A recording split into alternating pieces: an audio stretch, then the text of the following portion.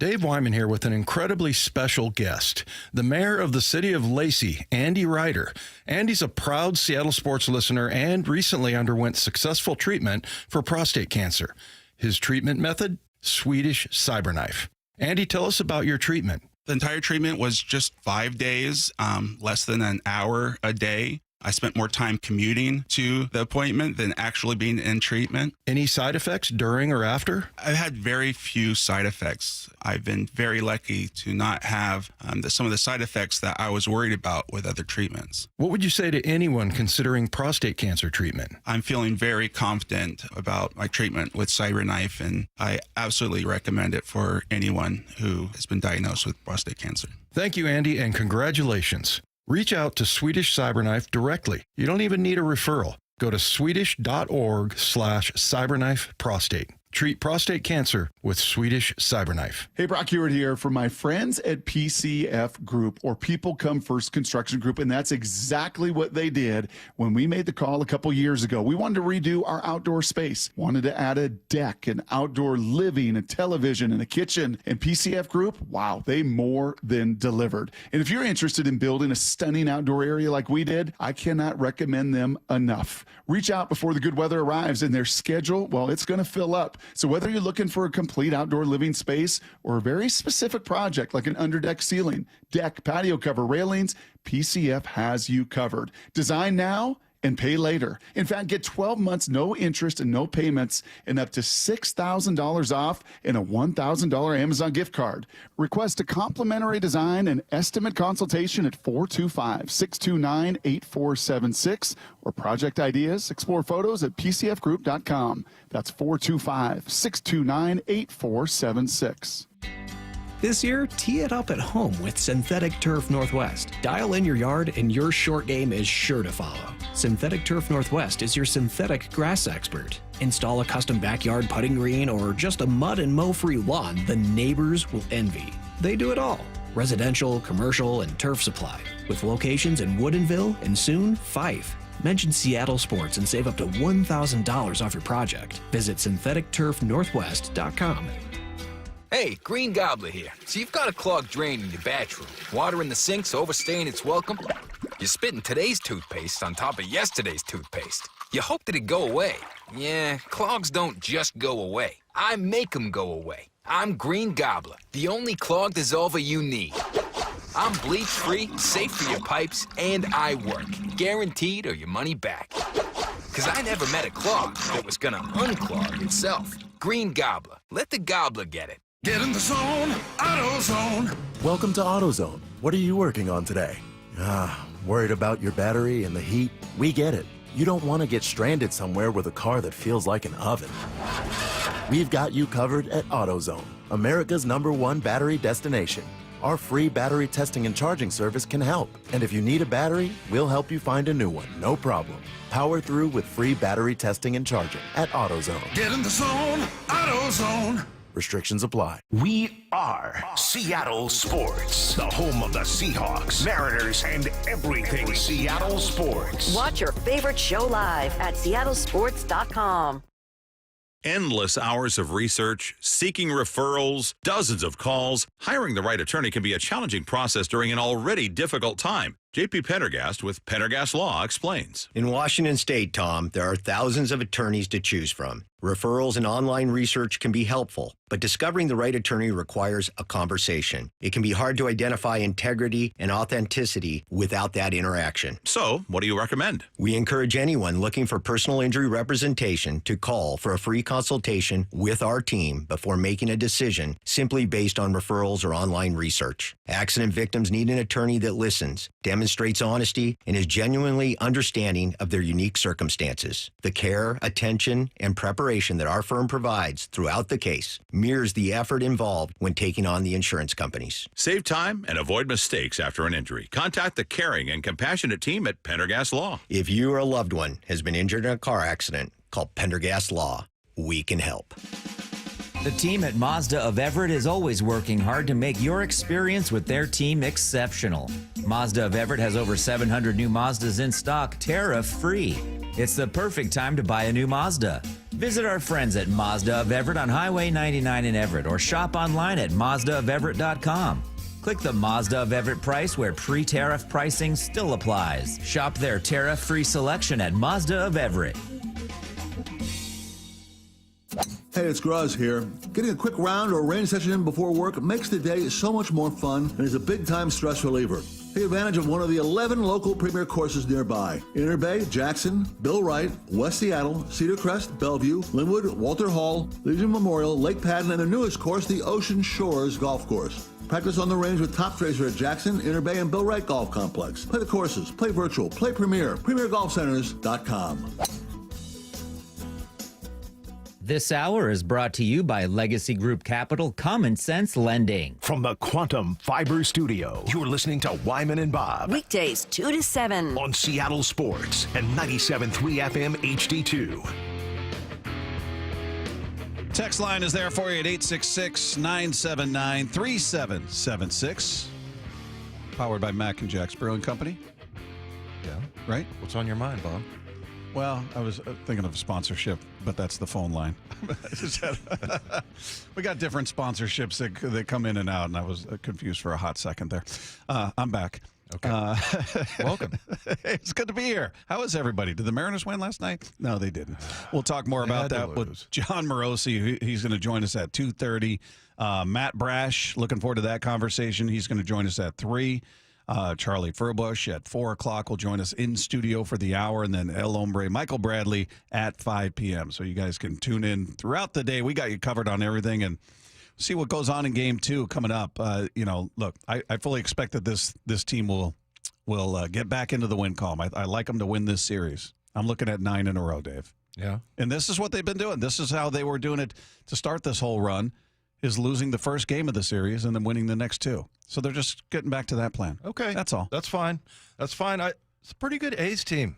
I mean, they got some talent on there. Jacob Wilson, you and I were talking about that during the break, and he's got that big open stance, and like he said, he doesn't walk a lot, makes contact. I think he's batting like 333 or something. There's a lot of movement. There's a lot of action up there. His feet are moving. His hands are moving. He's a twitchy dude up at the plate. I wonder, we'll ask Charlie Furbush firsthand. He would know, is that distracting at all? I mean, you look at him, he's just constantly moving. It's like, who was the pitcher that used to constantly adjust his sleeve that you loved? Castillo. Diego Castillo, yes. Diego. After every pitch. Yeah. The pitch clock was not his friend. He had too much to do in between pitches. Not enough time. But Jacob Wilson also, he looks really young, and which he is. He's a young guy, but I'm not going to say looks like he's 12 or anything like that. Yeah, who would say something stupid like that? But man, I mean, he's a good player, Rooker, and I think both. I think they have a couple of guys in the top 20 as far as home runs go. They hit lots of home runs, and I mean, it's a pretty good team, man. They got some talent there. I think it's just crazy as far as like how it played out, that they move away from all of those fans in Oakland. Yeah. They spend money in the offseason, and now they're playing good baseball, finally. And invested some money into the product. Yes. Yep. And got some good players. Yeah. Got Severino in the offseason. Yeah, I mean, re-signed Rooker and Butler. Yeah. They're spending money that they otherwise wouldn't spend when they're in the Coliseum. So good but on I mean, them, maybe guess. it's because of the results, but I mean, if you look at, who they've faced, and, Houston, I guess, was probably gave them the toughest time. But, as far as, the Rangers and, looking at the Angels, and, the A's they look great. All right, let's take 2. I got great news for Dave and good news for the rest of us. But Dylan Moore has been reinstated from the 10-day IL. Samad Taylor optioned down to Tacoma. The Mariners have also made a move for the outfield. They've claimed former Rangers outfielder Leody Taveras off waivers. Did play in 30 games for Texas this season, hit .241. Good stolen base guy, 6 for 7 in stolen bases. So why was he on waivers? I mean, he hasn't. I think he's got 1 home run, and I have to look at his numbers. I mean, he wasn't doing a ton. Hit .241. Yeah, the entire offense wasn't doing much, which is why they fired their guy and brought Brett Boone in. So that's we'll see what he's got left in the tank there, what he can provide here for this team. But the bigger news, Dave, I thought your skirt would have been blown all the way up. Oh, Dylan Moore's back. Yeah, I'm excited to have Demo back out there as our most M's fans. I happen to think he's good. What's the problem? No problem. Okay. He's good. He starts playing well. I was saying, hey, I think he could play, every day, possibly, this and that. Oh, and then the all of a sudden, floodgates opened. Yeah, and it was like, and then he started doing well, and then everybody goes, oh, you're in love with Dylan Moore. I'm like, okay, whatever. Don't get your granimals all in a bunch, Dave. You know we what, had someone Lefko, chime in about that. You hit one about every 20. He takes like 20 swipes at it, and yeah, that was good. Just call me Donnie Barrels. See, another one. You're on fire, Lefko. Meanwhile, the Mariners will face lefty Jeffrey Springs tonight, who held them to 6 scoreless innings while striking out 9 when he faced them in Game 2 of the season. So we know the Mariners have that series win streak on the line. They've also won Game 2 of a series 7 straight times. I like 8. 8 feels like a good number. I feel like they can get it done, and we'll see. I mean, Springs dominated them, but I don't know. They found a different gear with the offense, so I'm gonna put some faith into the fact that they've just been able to do that. Now, the fact that he's a lefty, that stinks because that takes Polanco out. Yeah, and he's your best hitter right now. Demo hits lefties. He does. He does hit lefties, Dave. There's that. So Dave found the silver lining. There we go. What about Debo? What does he do? Yeah. Yes, he does. He can hit lefties. I fully expect them to win this one. But, look, I mean, we talked about it. They have to lose a series at some point. But, I mean, I just think that, I don't know, the A's, it's just not what we've seen in the past. They really have. They have some really good players. So, yeah, I mean, if they drop this one, I think this is going to be their toughest opposition in the AL West. All right, Take Two is brought to you by Swedish Cyberknife. Treat prostate cancer with Swedish Cyberknife. Swedish.org/cyberknife prostate. All right, coming up, we'll see what he thinks about what happened last night. Our guy, Jon Morosi, he's going to join us next with Wyman and Bob. This is Seattle Sports on 710.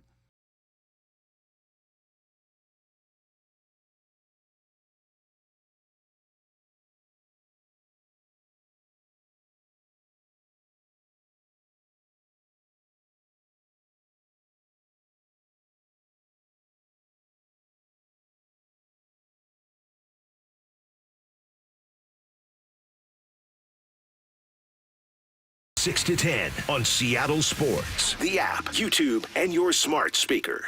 Hey, have you been considering surgery or even joint replacement? It's Dave Wyman here, and after years of football, I know all about bad knees. So I recently had a consultation with Dr. Wagner, MD, at Seattle Sports and Regenerative Medicine. I've heard so many patients just rave about stem cell therapy with Dr. Wagner. People with severe osteoarthritis, even bone on bone, they're back hiking, jogging, playing tennis, skiing, golfing, even just going up and down the stairs with the grandkids and doing it without pain and without surgery. Dr. Wagner's 60-minute outpatient procedure uses your own stem cells, which can regenerate your own cartilage in your own joints. Dr. Mark Wagner is a board-certified Seattle physician with over 30 years of experience, and he's performed over 20,000 stem cell procedures. And he's one of the few doing it the right way. So whether it's a shoulder, hip, elbow, ankle, wrist, or knee, before choosing surgery, see Dr. Mark Wagner first. Get the facts, then get back in the game at drmarkwagnermd.com. We just want to have enough money for retirement. And travel to visit our grandchildren. I understand. That's why at Fisher Investments, we start by getting to know each other, so I can learn about your family, lifestyle, goals, and needs, allowing us to tailor your portfolio. What about commission-based products? We don't sell those. We're a fiduciary, obligated to act in your best interest. So how do your management fees work? We have a simple management fee based on the value of your portfolio, so we do better when you do better. We appreciate that kind of transparency. We also check in with you regularly to keep you up to date on the markets and your portfolio. What other services do you offer? As a client, you have access to resources on investing, financial planning, estate planning, Social Security, Medicare, and more. Wow, it sounds like Fisher Investments has everything we need. At Fisher Investments, we're clearly different. Learn more at FisherInvestments.com. Investing in securities involves the risk of loss. Hey guys, did you know that half of men over age 50 have erectile dysfunction on some level? Whether you have mild, moderate, or severe ED, West Coast Men's Health can help. We don't prescribe pills and hope they work. Instead, we treat the root cause of the problem with acoustic wave therapy, which breaks down plaque, unclogs arteries, and restores blood flow. We have treated thousands of men across our 11 locations nationwide and have established ourselves as a leader in the industry. So whether you have ED, Peyronie's disease, or suffer from chronic pain, such as neuropathy, carpal tunnel, or Dupuytren's contracture, West Coast Men's Health can help. No pills, no shots, no surgery, just results. With clinics in Redmond and Tacoma, call West Coast Men's Health at 206-519-6541. That's 206-519-6541. 206-519-6541. Online at westcoastmenshealth.com. Bonneville International radio station contests are open to participants 18 years of age or older that are residents of Washington State unless otherwise specified. Employees or agents of the station, Bonneville International Corporation, other area radio stations, or any entity associated with the contests are not eligible to win unless the station otherwise specifies at its own discretion. Persons who have won in the last 60 days from a station contest or event may not be eligible. Full general contest rules are available on seattlesports.com or in person at the station during regular business hours. Subscribe to the Seattle Sports YouTube page to find new and exclusive content from your favorite shows and personalities daily. Just head to YouTube, search Seattle Sports, and click subscribe.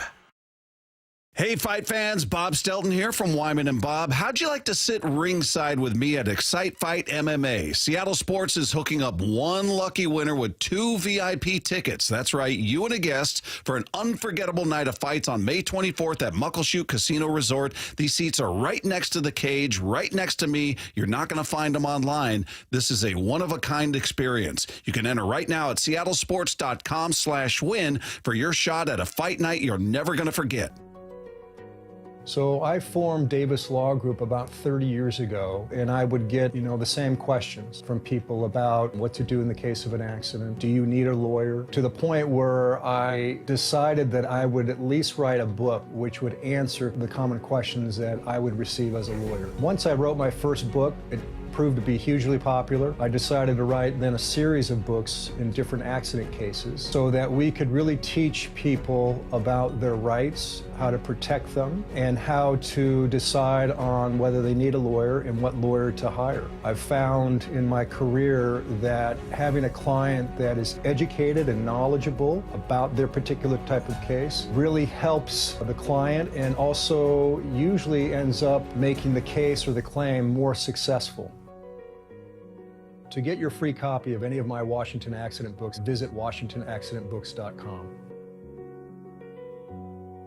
Hey, baseball fans, Rick Riz here. I'm excited to introduce you to my good friend Keith Dashafy, owner of Pella Windows and Doors of Western Washington. Keith? Thanks, Rick. At Pella Windows and Doors, we pride ourselves on delivering top-quality windows and doors that enhance the beauty and energy efficiency of your home. Our products are built to last with innovative designs and exceptional craftsmanship. Whether you're looking to upgrade your windows or install new doors, Pella has you covered. That's fantastic, Keith. Don't wait. Schedule your free appointment today at PellaPNW.com.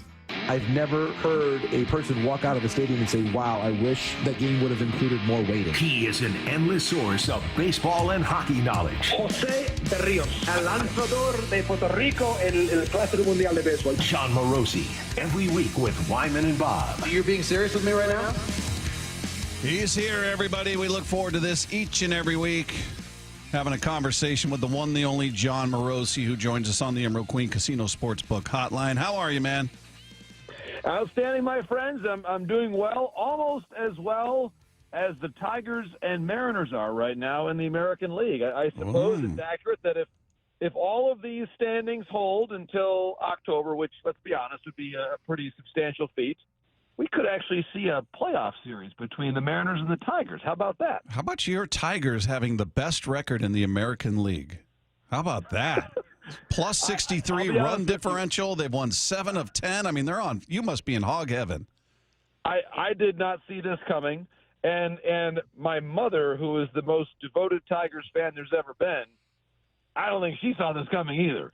So I think anybody that called Spencer Torkelson looking like an all-star right now based on the way the last year went. Remember, we had a couple conversations on this radio program, on your great radio station, about how we thought that Spencer Torkelson might have been available at various points via trade because of how much he had struggled.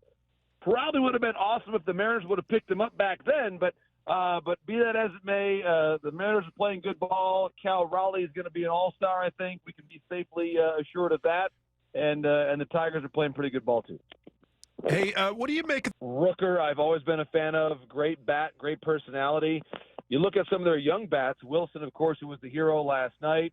Langoliers, Soderstrom, Kurtz. They can mash. They're a good baseball team. And to be fair, it's going to be interesting if they qualify for the playoffs, which is a legitimate possibility, especially in what's a very balanced and winnable American League. Where are they going to play those playoff games? Are we going to play them in a smallish AAA ballpark, or are we going to have to move them somewhere else? And what would that mean at that moment in time? So that is I suppose, a August, September, October question for the league office, but they should probably start some foundational work on that, because it's a real possibility. Their staff, I think, and they've got a really good bullpen, as we've documented before. If they get just enough relief pitching, they're going to be dangerous, and not just dangerous for right now, but they've got a nice young core of position players they've drafted really well. And we can talk about the big picture in Las Vegas and leaving Oakland and all the various ramifications thereof. The Oakland A's for a long time have drafted pretty well, and that was not just part of a book that was released 20-plus years ago. They've done a really good job with their group right now, and let's not forget, they also, with the same scouting department, basically, within the last 15 years, drafted Matt Olson and drafted Matt Chapman. They've got good players, and so they've done a really good job, and I think I agree with your thesis that they are at least as much of a worry for the Mariners as anybody else right now in the American League West. John, we were looking through some numbers yesterday. I was digging through the offensive stats of the Mariners going into last night's game. I'm not sure how much they've changed, but just going into last night's game, looking where they rank in each category, whether we're talking about on base, OPS, slug, home runs, walks, everything out there. They're top 10 in every category outside of average, outside of team batting average. And then you look at the same kind of metrics for the rotation, looking at their ERA and their whip and all of that, and they're middling to lower in just about every category, which obviously makes sense. You haven't had Kirby all year. You had, Hancock got blown up in his first outing in 2/3 of an inning, and Gilbert's out. So it makes sense, but it's an odd thing to have taking place when they've won 8 series in a row. They are absolutely riddled with injuries, yet they're winning. So and they're doing it in the opposite fashion we expected. It's with offense. So what do you expect? Do you have a sense of who this team is? Do you expect, all right, the offense is going to come back to the pack a bit, and the pitching is going to take a step forward when Kirby and Gilbert get back, or how do you see this playing out for them? Yeah, it's a great question. I would say that the pitching numbers that you mentioned would not be a surprise to anyone if you'd said in spring training, listen, you're going to lose 2 of your most important pitchers to the injured list, and you're going to have to rely on, again, names like Hancock, Evans, the younger Luis Castillo, others that you're looking at, and you would say, yeah, you're probably going to be middle of the pack or below. What I think has saved them is that Wu has taken a step. Castillo has been good. You've got arguably the best relief pitcher in the world right now in Andres Munoz. Right. You've got to be careful, though. The one number that I'm worried about right now with Andres is 17 games. That's a lot of appearances in the early part of May. I mean, that is they've only played 34. Exactly. That is almost an uncomfortable number of appearances. And so what that tells me is that the Mariners are going to have to find some other relievers who are part of Dan Wilson's circle of trust and do it rather quickly. And again, they've been creative. They've shown that they know how to find value. And you have Matt Brash coming back. Obviously, he's already been back, which is a really important point in their season.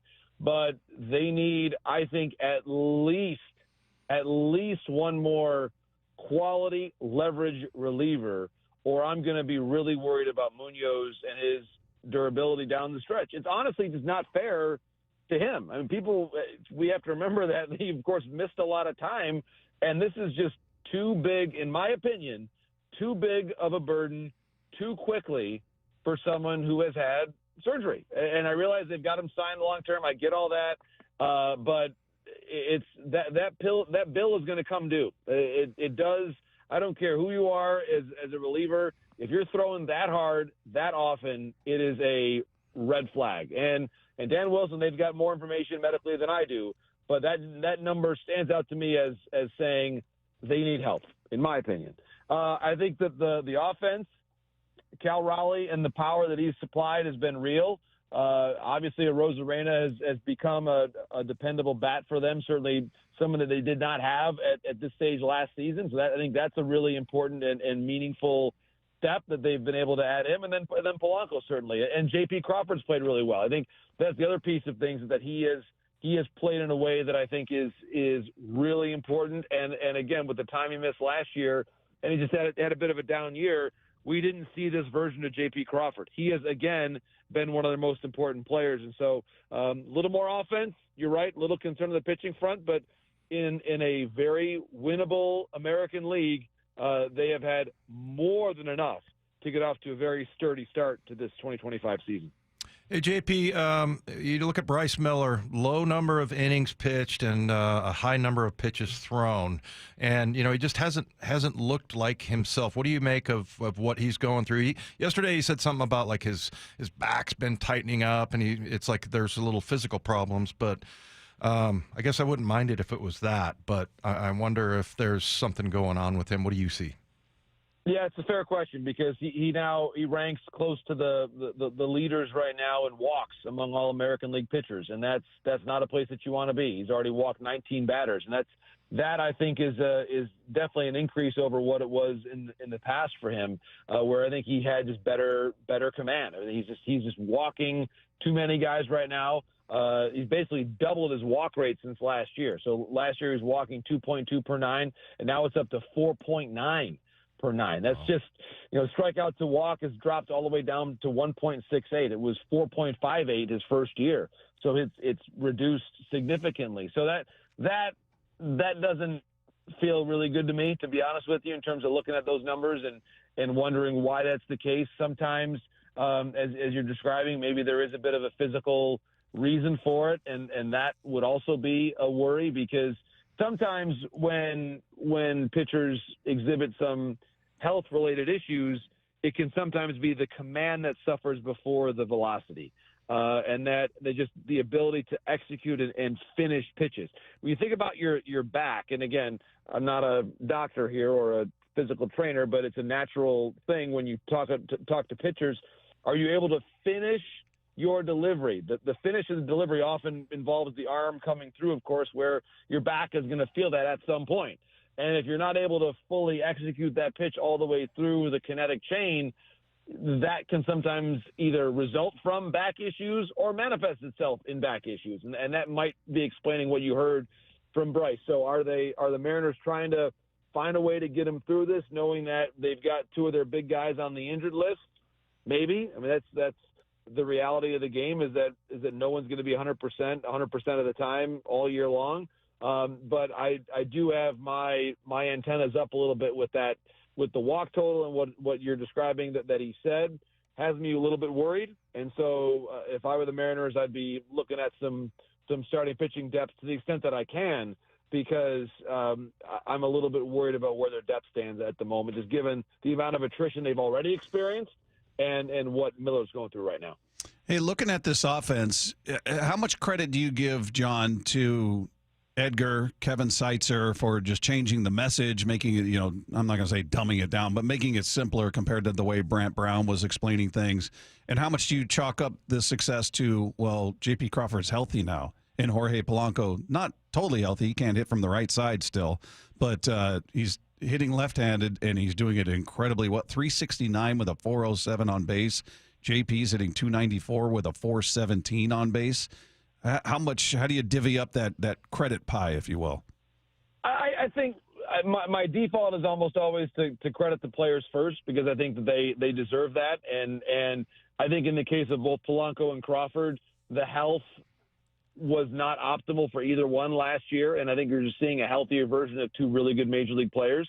And so I think from that perspective, and again, I'll pause here and have a little parenthetical to say maybe the comments that Jerry Dipoto was criticized for so roundly at the start of the offseason, maybe they weren't that off base, okay, when you think about what we're seeing on the field right now in terms of the results, especially from those two returning players.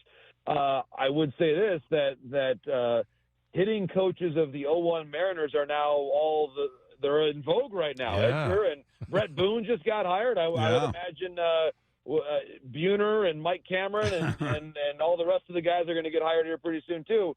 But I say that as and you know, I reference Brett in a very sincere way too. That clearly Bruce Bochy just hiring Brett Boone yesterday as his hitting coach in Texas. Boch has 4 World Series titles. He's a very smart baseball guy. And Bruce Bochy, who's going to go to the Hall of Fame one day, sees that Brett Boone, who we know would not be coaching with a tablet and a whole bunch of numbers, is what his team needs.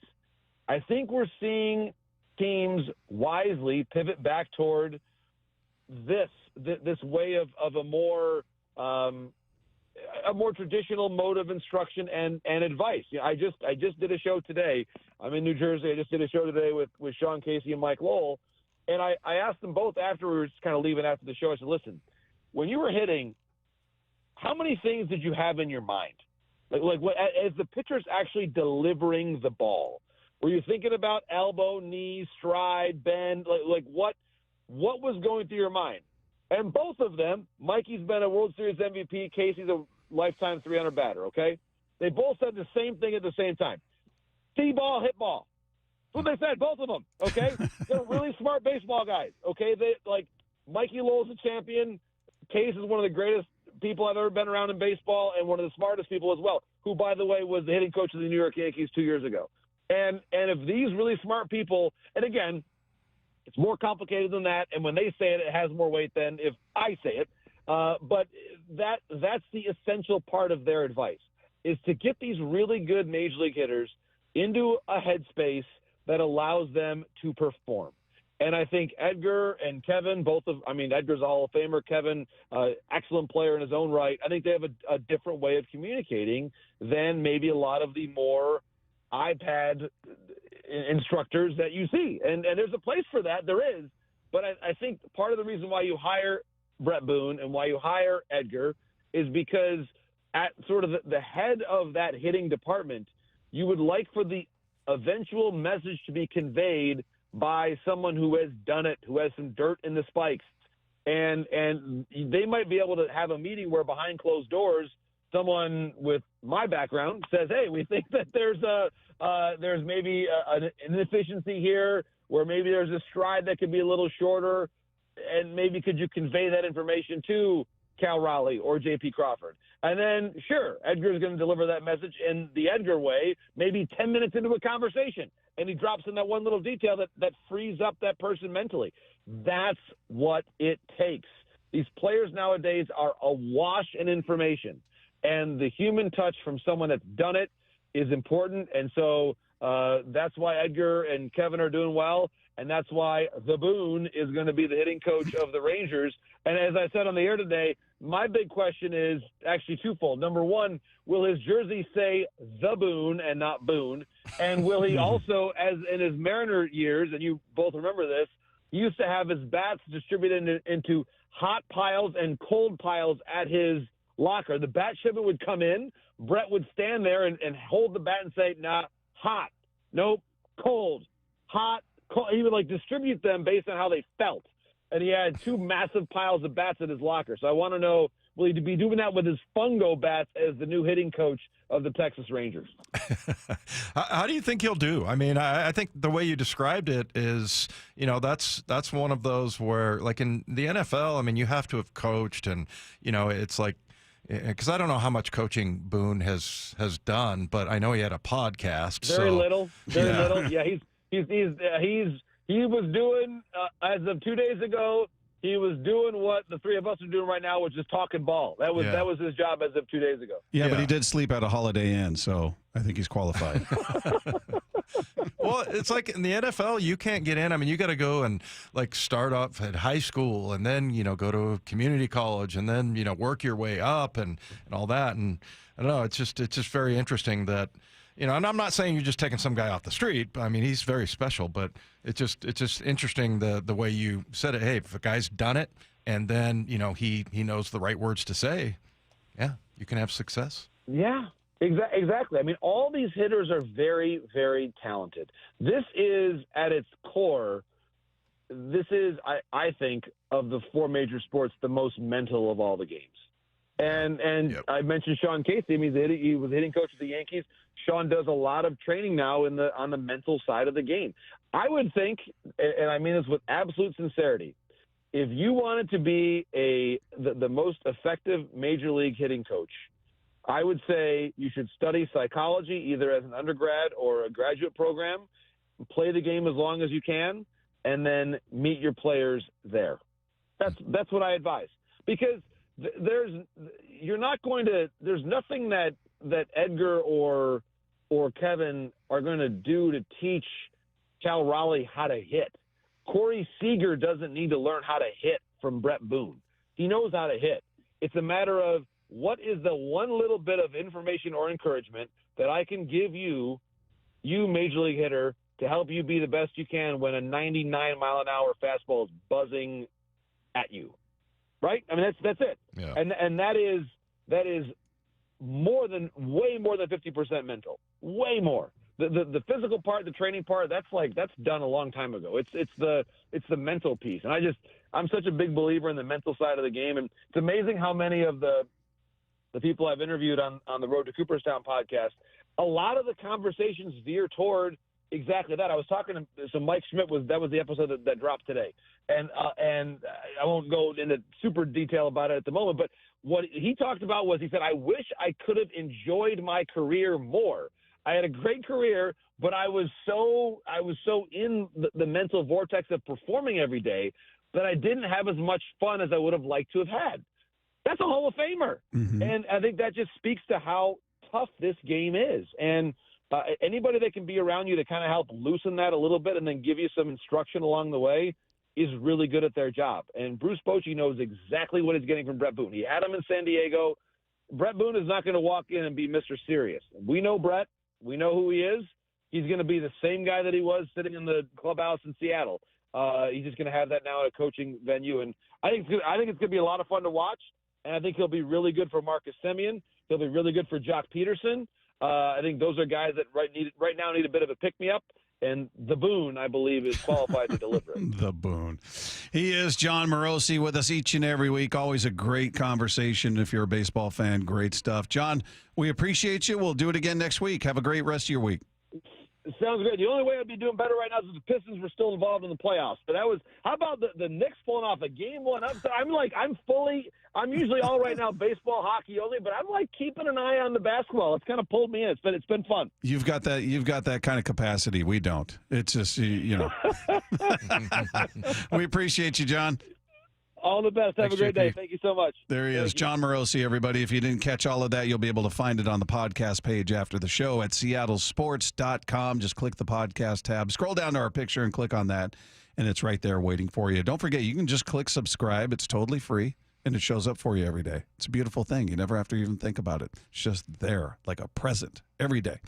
Meanwhile, there was one moment in this game that caught my eye, Dave, and that was when Julio faced Mason Miller, who's one of the premier closers in baseball, throws the ball extremely hard, hitting 100, 101, 102 on the gun. Mm-hmm. The first swing in that plate appearance was dreadful. Julio was completely fooled. You see him like halfway through the swing going, oh, God. Like he was sitting on the heater. He goes slider. It would look terrible. It was the epitome of what's wrong with his approach at the plate.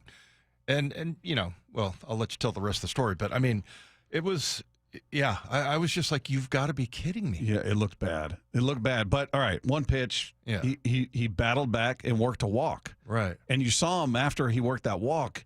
he was like, yeah. He was pumped up and fired up. And I'm going, is that good or bad that he's that fired up that he didn't make? It seemed like he was more excited he didn't make an out. Yeah. Well, as opposed to getting on. It was just an odd reaction to me after a walk for your superstar. I'm glad you brought that up because I thought like, oh, I think he just had a moment. Like I think something just clicked for him, and he just really figured something out. Because I hope that's it. But I just that was maybe even more than like how the game ended and everything. That first swing in that at bat that you're describing, I was disgusted by that. You got fooled. Yeah, you got fooled. It happens, but it looks so bad. Like, oh my goodness. Yeah, and this is going to be a 3-pitch AB, and that's going to be it. Well, and then there's lots of times where he'll get jammed inside, and then comes that and that pitcher starts it off with right away, just the down and away, and and I don't know. I'm encouraged by that celebration because maybe something clicked in his brain. Yeah, because I was like, is he just relieved that he didn't strike out? Is he like, where's the bar?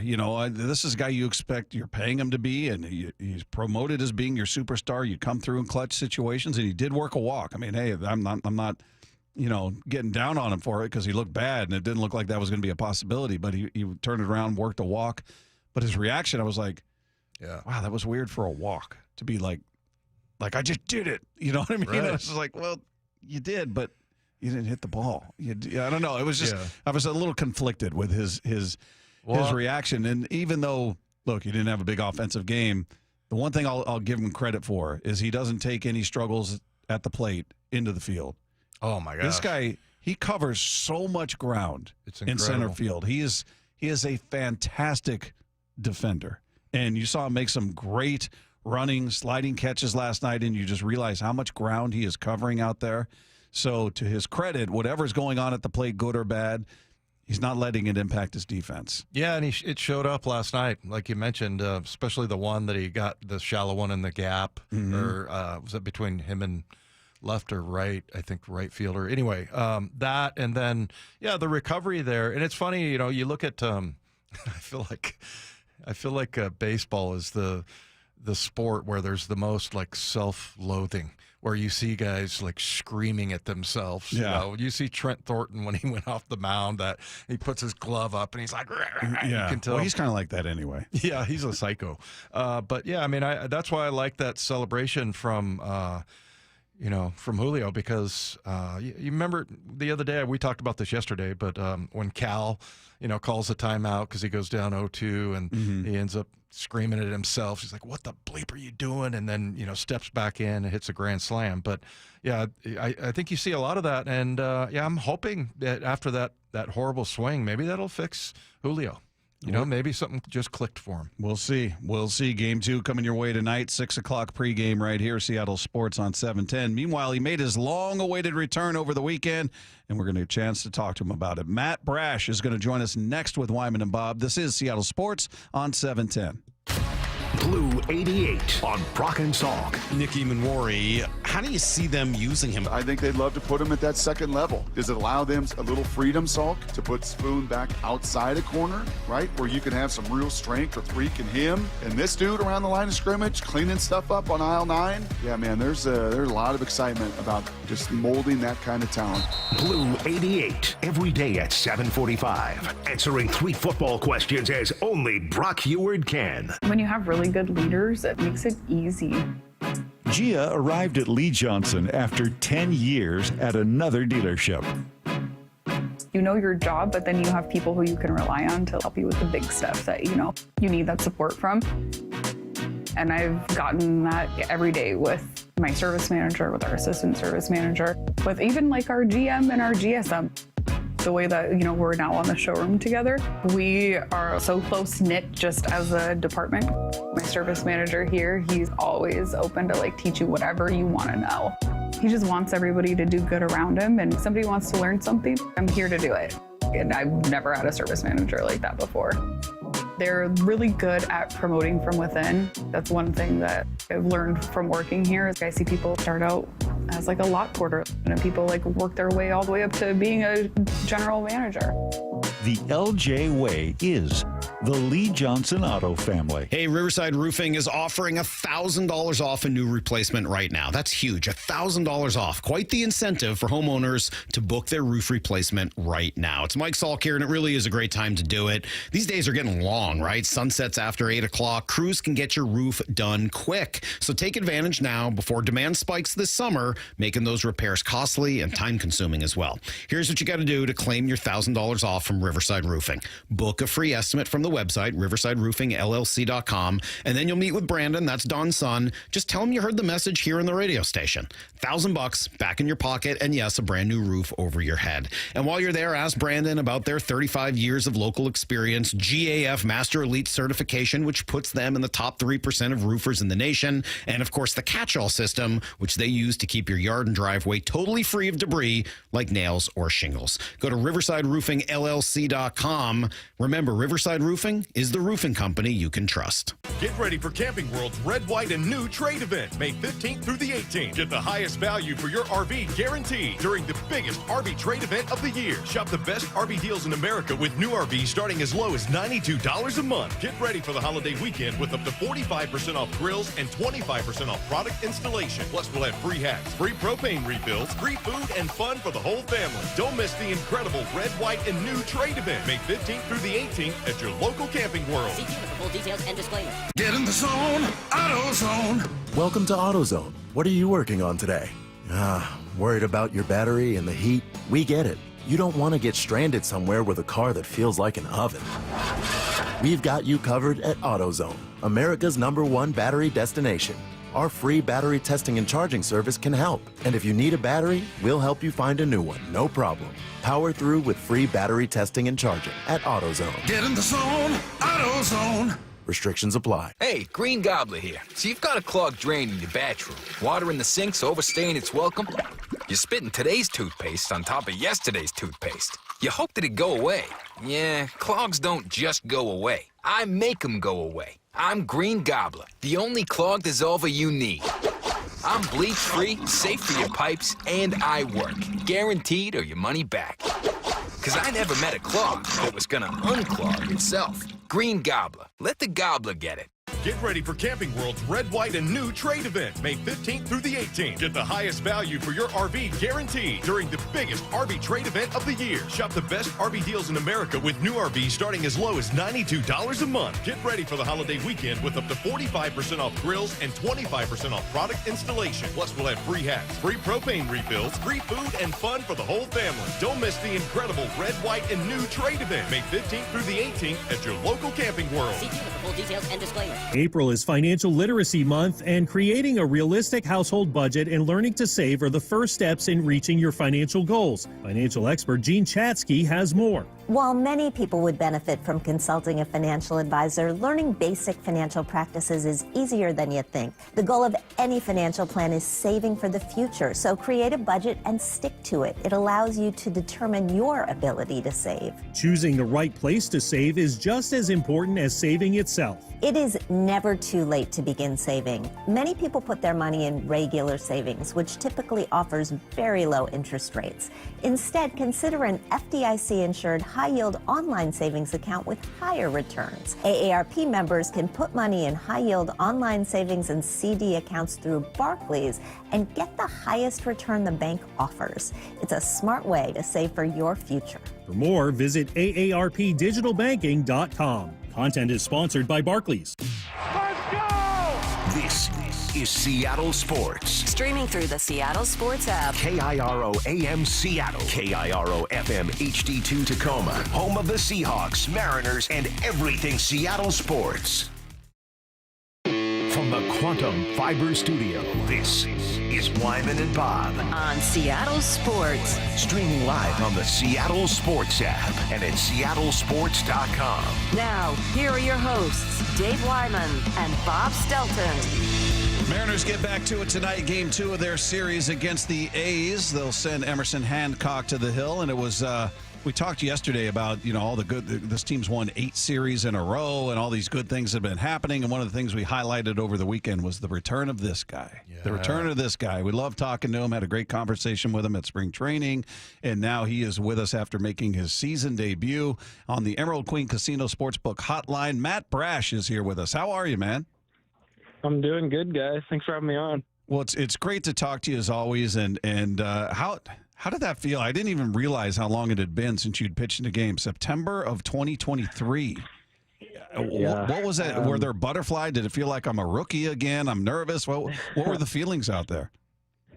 Yeah, I mean, a little bit of everything you said. It definitely felt like it's been a while, and I got those kind of nerves when I first called up to the big leagues, and I didn't really know what to expect, and I was just so excited the whole day to get in there. And I mean, until I got actually on the mound and you kind of get into your game mode, you got those butterflies going, man. And it's that's what you miss when you're in rehab. You miss that competitiveness and the butterflies and the getting ready to pitch in a big league game. So, I mean, it was a special moment, and I was just happy to be back.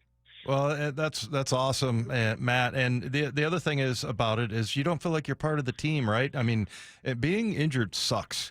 It really does. And, you're kind of away from the team. So how cool was that to get back around the guys and everything, when you finally got healthy? Yeah, I mean, that's, like you said, that's the hardest part, is kind of being stuck in Arizona and you're doing the same thing every day, and you watch all the games on TV, and you just kind of wishing you were there helping the team. And then you're also, I mean, I have a lot of my best friends on this team that I've kind of came through the minor leagues with. So I miss those guys and just hanging out and helping this team win games. So it was nice. Last year I got to visit Seattle for a couple weeks and kind of watch some games, even though I was hurt, and see the guys and all that. So I still stayed connected with the team, but obviously now that I'm with them and traveling and with them every day, it's a really nice feeling.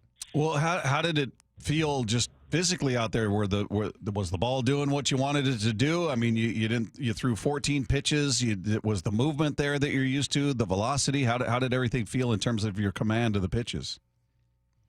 Yeah, I mean, I still feel like I can compete at the big league level. Do I feel like I'm maybe 100% myself? Not yet. It's going to take me a little bit. It feels like I'm kind of still just coming out of like a spring training, let's say, and this was like the beginning of my season. So I think as I get more appearances and get back on the mound more, I'll start to become my normal self. Like, obviously my velo was down a little bit than what it normally is, but I know that will come around. My body feels good. My arm feels good, which is the main thing. So, yeah, I'm just excited to keep getting back out there and kind of each outing get back to my normal self for sure. Hey, Matt, tell us what you make of your bullpen mate, Andres Munoz, right now. That was just an unbelievable jam that he pitched himself out of last night. And, just being around that guy. And you ever had a teammate that's been on that kind of a streak? Yeah, I mean, me and Mooney have played together for a while now, and we're really close, and we check in on each other a lot. And I mean, he's doing his thing, man. He's always obviously had the stuff, but I think right now he really, really believes in it like everyone else does. And you can see even when he gets in a jam, he can go strike out 3 guys in a row, no problem. So, I mean, he's doing special things right now, and it's cool to watch on TV, but it's even cooler to watch in person. So, I mean, when he gets on a roll, he's on a roll. So it's pretty cool to watch. Well, and plus, you could attest to this. He may be the nicest guy in the world. He's just a sweetheart of a guy. He's just such a good dude. He is. Yeah. Hey, yeah. What have they told you about just in terms of how you're going to be used? Is it every other game or every couple of what I guess is there a pitch limit? How are they managing you starting this season? Your season, I should say. Yeah, it's definitely different than years in the past. I think we're just feeling it out right now, kind of seeing how I'm doing. But I won't be throwing 3 or 4 like maybe I used to in 23. I'll definitely be giving me some more rest until I'm kind of back into the groove of things. But like I said, I feel good, and however they're going to use me, like I feel like my body's ready, or I wouldn't be up here. So definitely going to be a little different than maybe some other guys in the pen, but I'm still going to be getting my body ready to be able to compete every day. Well, Matt, as far as like your style and the pitches that you throw, were you able? Are you feeling like entirely back? Like, does it not feel, or does it feel a little bit different? Are there different kinds of things that you kind of had to work around because of the surgery? Yeah, I feel like the main thing for me is just getting reps on the mound, like game-like reps. It's hard to do that in rehab just because every throw is monitored and you don't want to get off the mound too much. So kind of what I was saying before is I feel like every time I get on the mound, I get a little better and back to my normal self. And to be honest, the movement on my pitches came back right away. I didn't have to change anything. Like my slider felt the same. My sinker's moving. Like everything's doing what it needs to do. It's just my velocity still just a little down, but talked to a lot of guys and kind of just takes time coming back from surgery to get my body back moving like it was. So we're definitely close though. And like I said, I can compete and still do my thing every day. So I'm excited. How interesting is it for you to watch how this team is winning? I mean, 8 series in a row this team has won, and it's completely flipped to, this team was built on the starting rotation and the pitching, and that carried the team certainly the past couple of years. And so far this year, it's been the polar opposite. The offense, if you look at it, just about any category, they're in the top 10. Whereas the pitching, for obvious reasons, I mean, Kirby's not there, Gilbert's not there. It's kind of in the middling. I mean, just watching how this team is doing it with all of the injuries, is it even a bit surprising to you? I mean, yeah, it's definitely different this year, and I feel like the vibes are different, and the guys are doing their thing. And I feel like we've always had talented hitters, and for whatever reason, maybe we just hadn't produced that other years, but like you said, it's really awesome to see, and everyone in the dugout gets along, the pitchers get along. It's just a really close group, and we're kind of rolling right now, and guys are doing their jobs, and guys at the bottom of the lineup are getting on for guys at the top, and I feel like we're doing the little things, and it's showing, and we're putting up runs, and I feel like everyone knows like our pitching is going to get there. Like once we get healthy and guys get settled in, we have the best pitching staff in baseball. So once everyone gets clicking here, it's going to be pretty special. Matt, you mentioned that you have a few of your best friends on this team, and who are some of those guys? And I bet you really missed all that bullpen banter, right? I mean, that's a lot of energy that you that you were missing out on. Yeah, I mean, a lot of those guys that I came through the minors with, kind of like Woo and Bryce and Emerson and Kirby. Like I've been through a lot of years with them here with the Mariners, so I miss those guys. But like you said, the bullpen's a special place, and definitely didn't get that sort of banter and back and forth in rehab. So it's always nice to be back with the guys and kind of going in the trenches every day, maybe being able to pitch. So yeah, like I said, it's just awesome to be back here and traveling and talking to the guys. So I couldn't be happier. Hey, Matt, we talked to you down in spring training. We were there the first week of March, and we talked to you. And I was standing behind you when you were throwing out there, and you looked like you were rushing it up there, man. There was velocity. You didn't look like you were holding anything back. So, that was beginning of March. So what's changed from then to now? Is it just about building up endurance or confidence, or it looked like you were ready to go that day when I watched you? So what was the big difference between then and now? Yeah, I mean, now I'm throwing all my pitches and I have no limitations. I'm full go and I'm confident in my stuff, and kind of like I said, I think it's just reps on the mound and getting in games and throwing against hitters again and all that. So I think the difference is just getting that competitiveness back and going out and doing my thing. And yeah, like I said, I felt good then. I feel good now. So I'm just really excited to be back.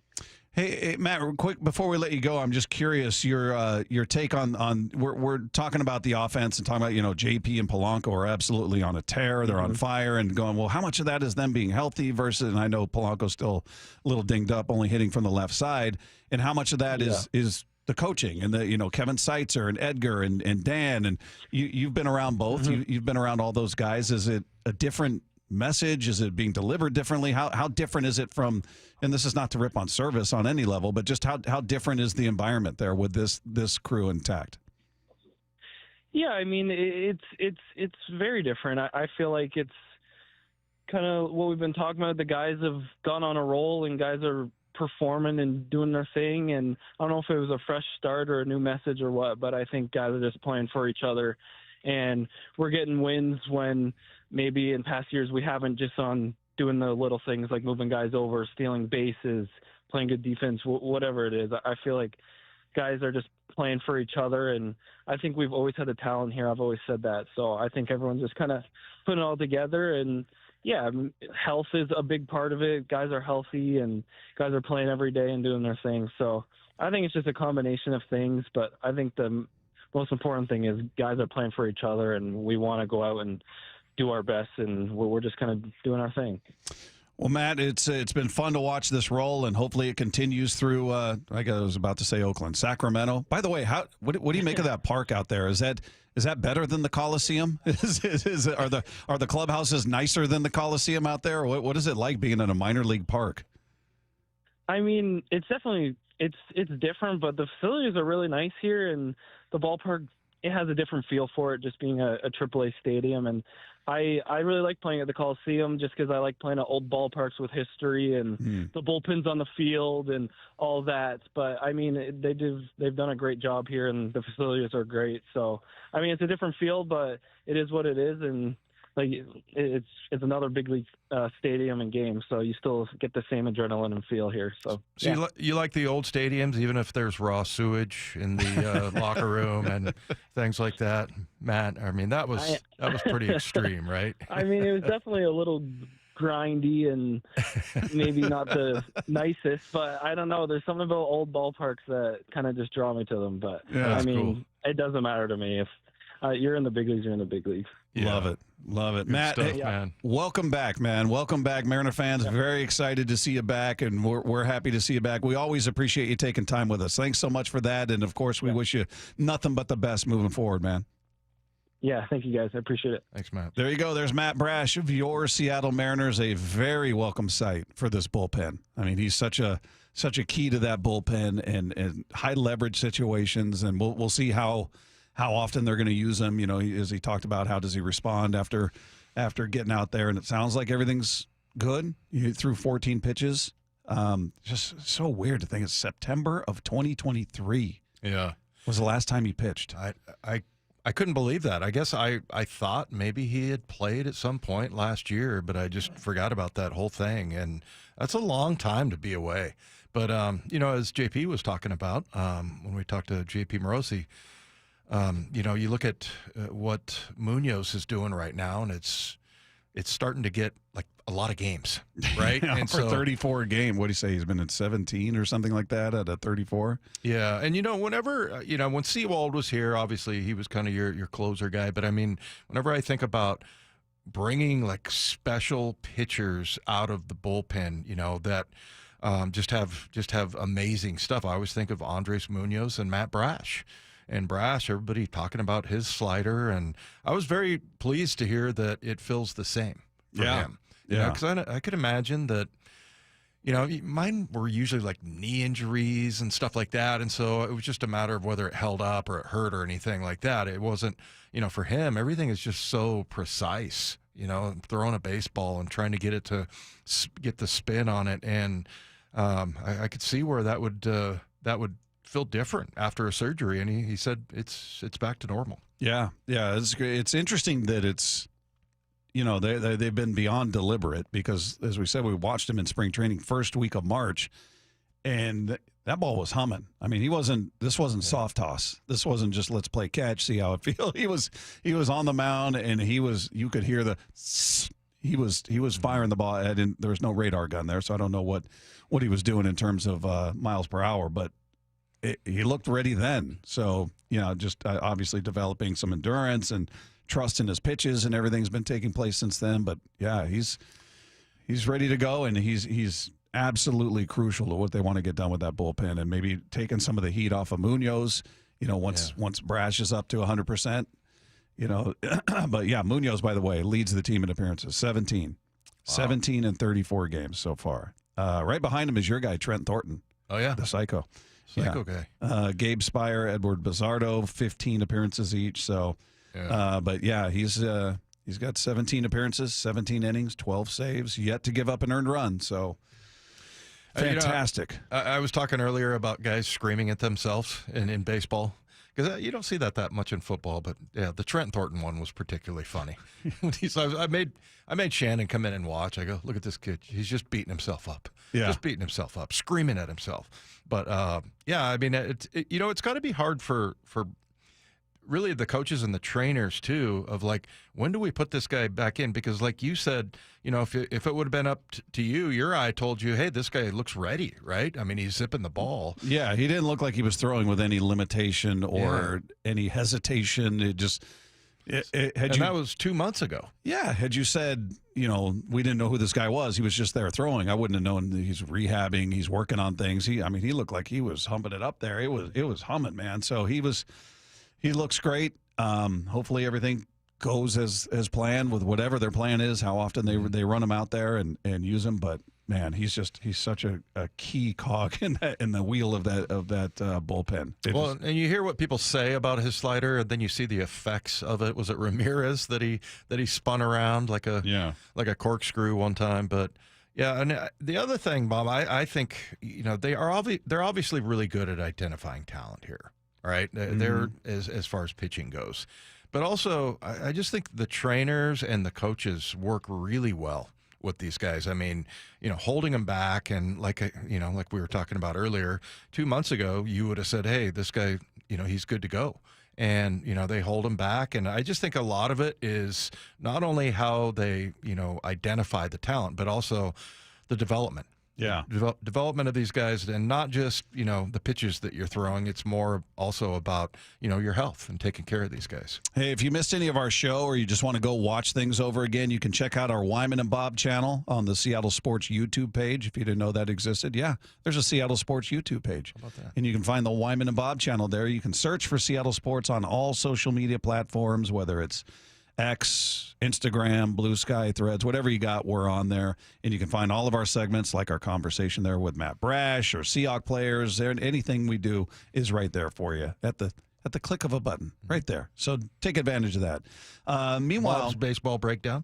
Yeah, on YouTube? Everything we do. Yeah. Bob's Baseball Breakdown, Dave's Football 101. It's all right there. You never want to miss that stuff. No. It's educational. We're educating the Utes. You'll walk away having watched that. You'll feel like a better person. You'll feel like I know more about baseball or football than I did prior to watching this video, and that's the goal. Really, we're just spreading our gifts. Meanwhile, I didn't like the way that sounded. That sounded weird. Let's see. The ESPN made a projection on teams. They were talking about different teams and where the Mariners ranked and the biggest things holding them back. They did for each team, right? We ranked this team. Here's something that's holding them back. They got the Mariners ranked 6th, which is really cool to see in ESPN. They've got tied for the second best record in the American League now, sitting behind the Tigers. But the one thing they pointed to, what must change for the Mariners as they see it, first base production.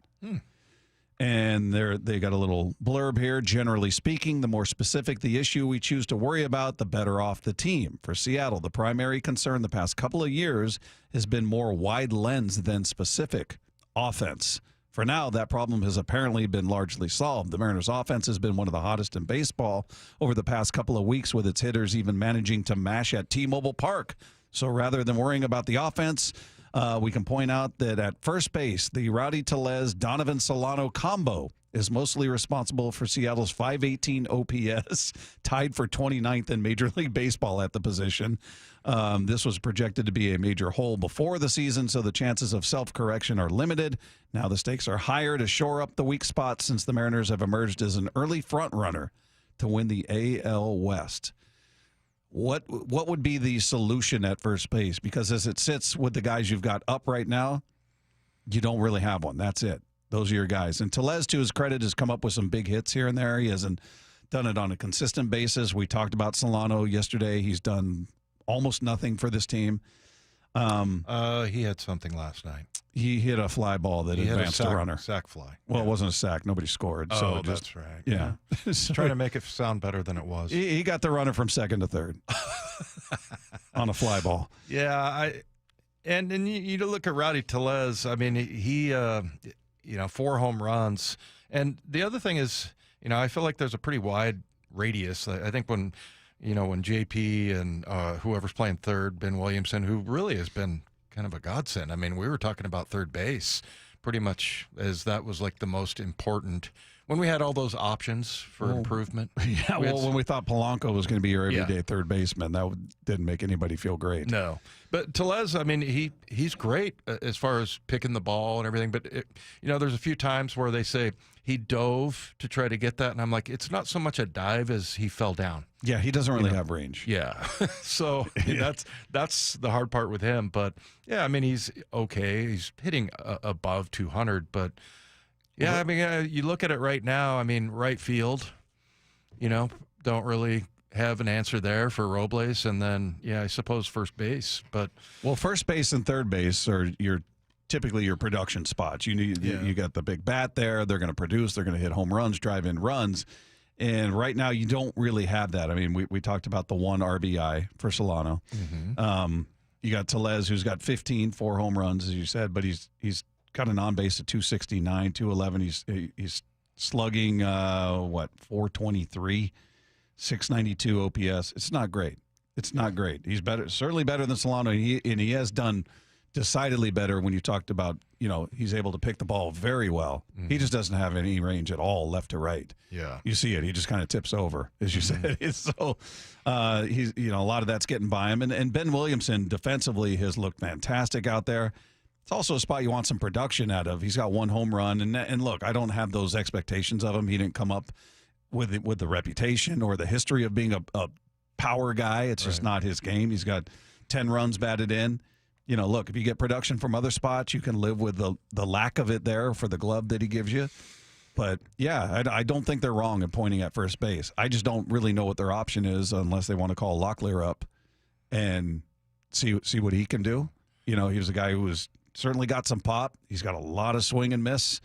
We saw that up here. Outside of that, I don't know. What do you do? What's the answer? Yeah, well, I mean, Luke Raley, it wasn't quite like what it was last year. But I'm just wondering how far he is as far as injuries go, and if he could, come back and be the answer, a healthy one. Yeah, just before he got hurt, he just wasn't hitting. No. He was off to a really rough start. And he was, last year, he was one of the few free agents that they brought in the offseason that actually had a good year. Yeah, he actually exceeded the back of his baseball card, which was a rarity for some of the faces they brought in from the outside. But we'll certainly get deeper into that. Meanwhile, is there an easy fix for what's happening with Bryce Miller? We're going to get into that next with Wyman and Bob at Seattle Sports on 710. For Down Territory, going inside the game with former Cougs and Seahawks wide receiver Michael Bumpus. Nicky Manwari's been compared to Cam Chancellor, but have you heard another one that you think may be a better fit? He's a mix between Cam Chancellor and Kyle Hamilton. Kyle Hamilton is a bit better when it comes to covering, and Cam Chancellor was just that pit bull roaming the block, ready to bite anybody who goes across the middle of the field. He has a little bit of both in him. For Down Territory, every day at 11:15 and 1:15 on Bump and Stacy. It's Dave Wyman here for my friends at Harley Exteriors, a local company serving all of Western Washington for the past 23 years. And I'm really excited to work with Harley Exteriors because they're my kind of people. I had Ray, Chris, and Nick out to my house just to see what they could do for us. You see, we've been in the same house for 24 years, and virtually every window in our home has a broken seal. So Harley Exteriors, they have a exclusive, high-quality Euro vinyl Olympic Series window manufactured right here in Washington. And these windows are designed specifically for homes in the Pacific Northwest, helping to maximize energy, efficiency, and beauty.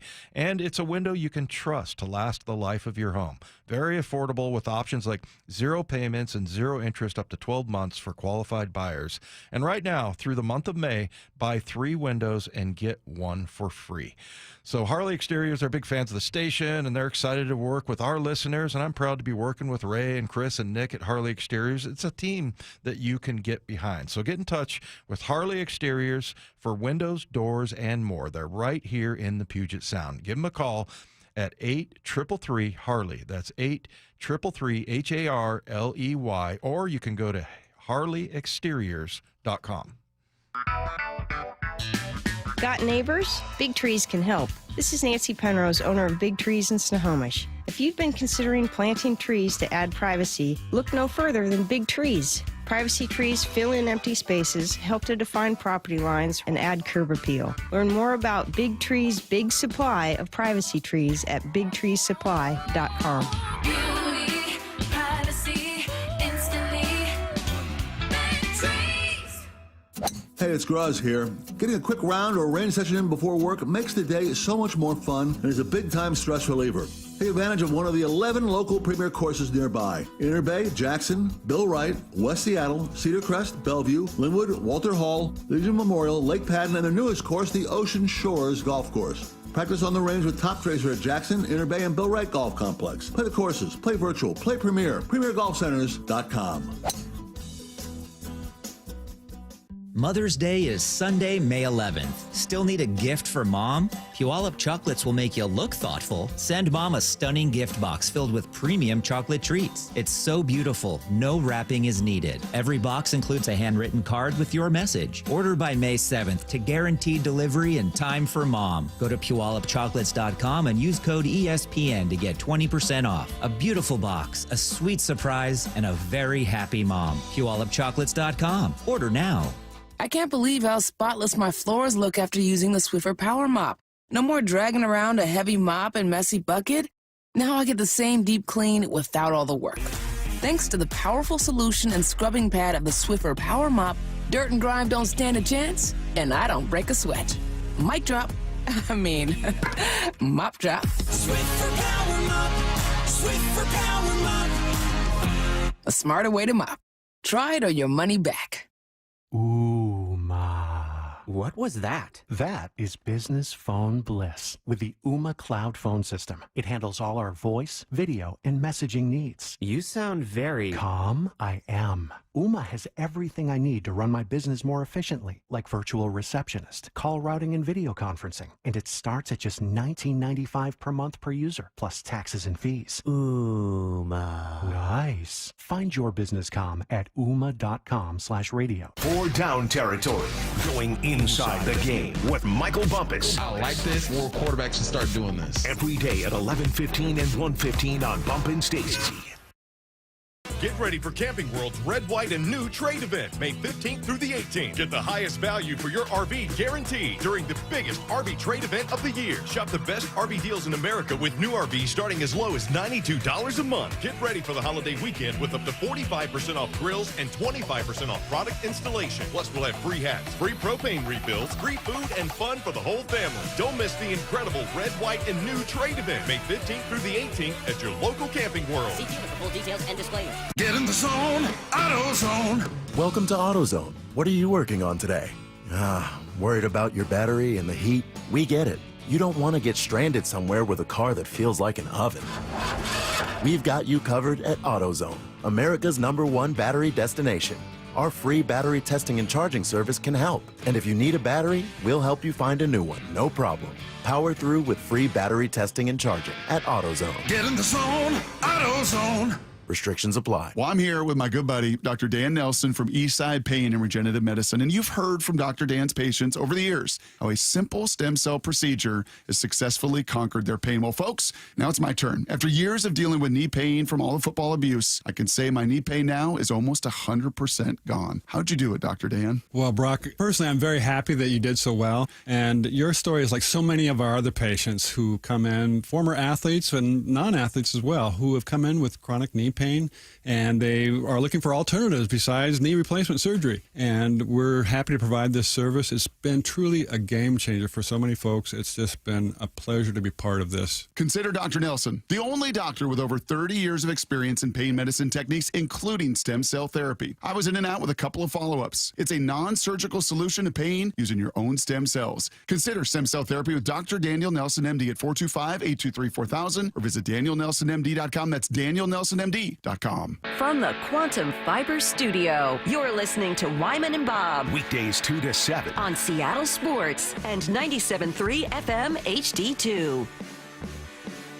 Our thanks once again to Bryce Miller, who joined us earlier in the show. If you guys missed that conversation, you should be able to find that right there on the podcast page after the show at seattlesports.com.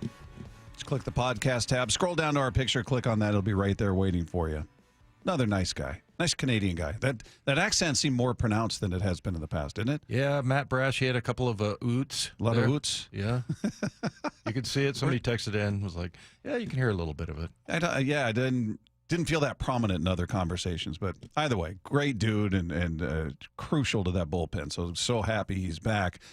We touched on this earlier to open the show, and, really we're hoping last night would be the night Bryce Miller gets his first quality start of the season. He goes deep into the game, takes some heat off the bullpen, because we had talked about his previous outings. He had 2 outings where he threw exactly 100 pitches. And in both of those, he did not get beyond the 5th inning. One of them was less than, it was 4 2/3, 100 pitches. The other was 5 even, 100 pitches. So efficiency has not been there. He's been walking a ton. That was the upside from his performance yesterday. He didn't walk anybody, but he gave up 4 earned runs in 4 innings, 7 hits, 94 pitches. What was the stat that JP had that he like doubled the walks? It had something to do with strikeout to walk ratio. Yeah, so, just bad. Really bad. Yeah, and it's sort of we played the cut yesterday, and we'll talk to Charlie Furbush about this. He'll be in studio with us at 4 p.m. He's got obviously a perspective we don't have as a professional pitcher, but he talked. We played that clip yesterday, and we'll play it for Charlie, where he had said, I just haven't felt right in any of my starts or most of my starts. Something was going on physically. He was talking about physically, and then he talked about prior to this one, his most recent start, that his back locked up on him a bit. So you're just like, man, physically this guy is just not finding it. And then last night he didn't say anything about feeling off physically. He just said he was just talking about after the game what wasn't working for him. Like I said last week, frustrating start to the season. Today was the first day I didn't have any walks, which is surprising given how the game went. But it took me 2 innings to get feel of the off speed. I think the fastball was fine, throughout the game, but the first 2 innings I had no feel of the off speed, and just took too long to adjust. I mean, the 3rd and the 4th inning, I think overall the pitches were better, but still, once again, had a lot of long at bats and threw too many pitches, didn't get deep enough into the game. Sounds like a guy who's searching, like he's just not really sure what's going on. And this isn't somebody we're looking at who had a couple of good outings and, well, what's going on? And he's got to try. Last year, 31 starts, had a 2.94 ERA. He had 171 strikeouts to 45 walks. He's already got 19 walks in 7 starts this year. Yeah. So, I mean, so he's proven it through a whole season. He gave you 31 starts, 180 in a 3rd innings. This wasn't just we're putting all of this expectation into, a couple of weeks stretch, where he did it for a couple of weeks and the rest of the time he was subpar. I mean, the end of the year with a 2.94 ERA in this day and age, Dave, this day and age, that's good. That's really good. So what's going on with him? He doesn't sound like he knows. I certainly don't know. I don't know if he's off mechanically, if they're, looking at film saying, you're doing this, you're flying open, you're doing whatever. I don't know. I hope it's nothing physical. Certainly, I hope it is between the ears. I know you were more comforted by the idea that maybe he's feeling a little fatigue or he's tweaked or there's something bothering him physically. I don't know. You already got 2 guys on the injured list out of that rotation. I don't want a 3rd. I'm hoping it's between the ears. I'm hoping it's mechanical. I'm hoping they're going to sit there and isolate film and go, look what you're doing here. Here's what's happening here. Or just something that becomes obvious to him and Woody and everybody else looking at the film there. Well, and it seems like 80% of the time, that's kind of what it is, something that's going on inside either a pitcher's head or a hitter. And yeah, I mean, and I say, hey, I'll take like a stiff back or anything. I don't want him to be injured, that's for sure. But, I don't know. In some ways, if you look at the injuries that he is complaining about, those are easier to overcome than whatever's going on in his head. And and I don't know what could the reasons be. Remember, people were saying, well, there was somebody that was joking around about Bryce Miller during spring training saying, I don't know, he's got like 10 pitches or something that he throws. I think it was Logan that was giving him a hard time, but he was pretty confident that he had 7 different pitches, and maybe that's too much. Maybe he's, got too much going on in his brain. I don't know. I'm just trying to figure out what the reasons would be, because you just look at the innings pitched and versus the number of pitches that he's thrown. It's just it's a bad ratio right now. So and you look at his numbers last year, and it really wasn't a problem. Yeah, I mean, 19 walks and 7 starts is just out of the ordinary for him. Yeah. And text is there for you, by the way, 866-979-3776. Sean from Centralia sent a long one, basically summarizing. He's talking about pitchers maybe having too many pitches. Bryce has 7. Yeah. Problem was he's not really landing any of them, and it wasn't like he was hitting all 7 and they were all, he's trying to go his 4-seam, he's trying to go his slider, he's trying to go to his bread and butter, if you will, and he's having trouble with that. So I get what you're saying, that maybe what Sean is saying, maybe he's thinking of too many pitches, trying to command too many.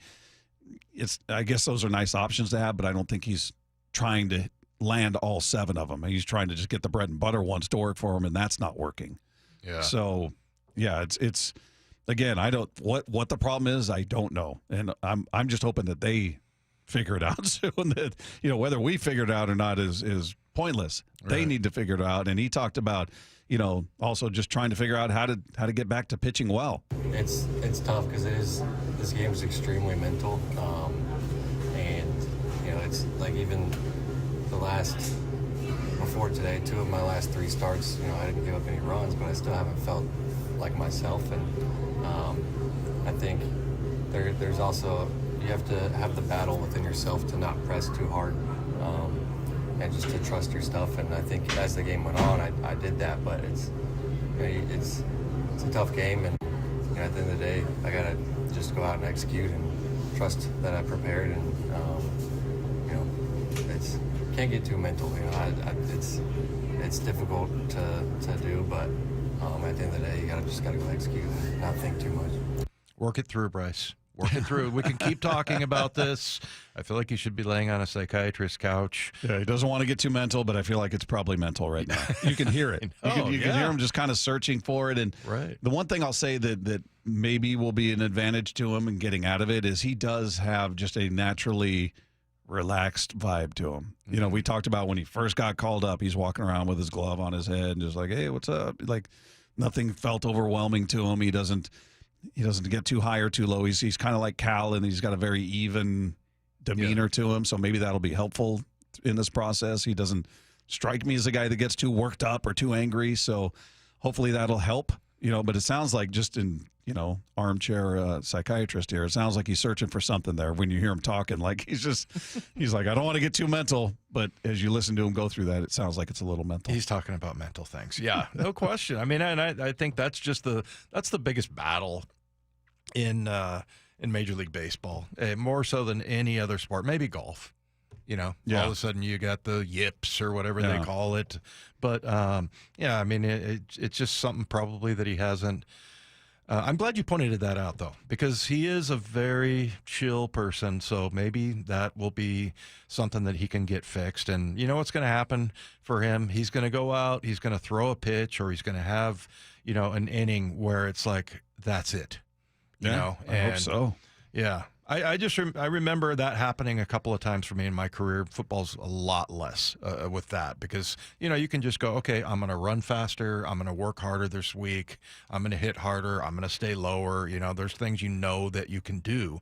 And whereas in baseball, it's just having your mind right. Well, yeah. Why is the ball not moving the way it normally moves? Usually it breaks this much, and it's not doing that. And then you start questioning yourself. So fine. Yeah. Yeah. So, you point out that he is kind of a laid back guy, so that should help. But I don't know, maybe more interviews Maybe we should get him.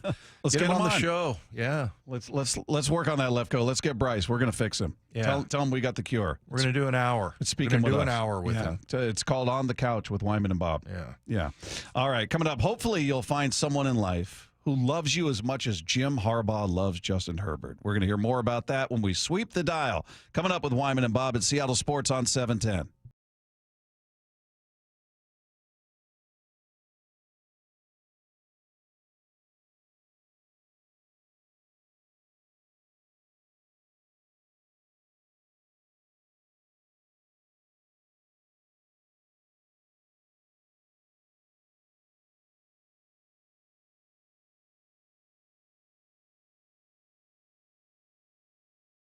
On Seattle Sports, the app, YouTube, and your smart speaker. Hey, Riverside Roofing is offering $1,000 off a new replacement right now. That's huge. $1,000 off. Quite the incentive for homeowners to book their roof replacement right now. It's Mike Salk here, and it really is a great time to do it. These days are getting long, right? Sunsets after 8 o'clock. Crews can get your roof done quick. So take advantage now before demand spikes this summer, making those repairs costly and time-consuming as well. Here's what you got to do to claim your $1,000 off from Riverside Roofing.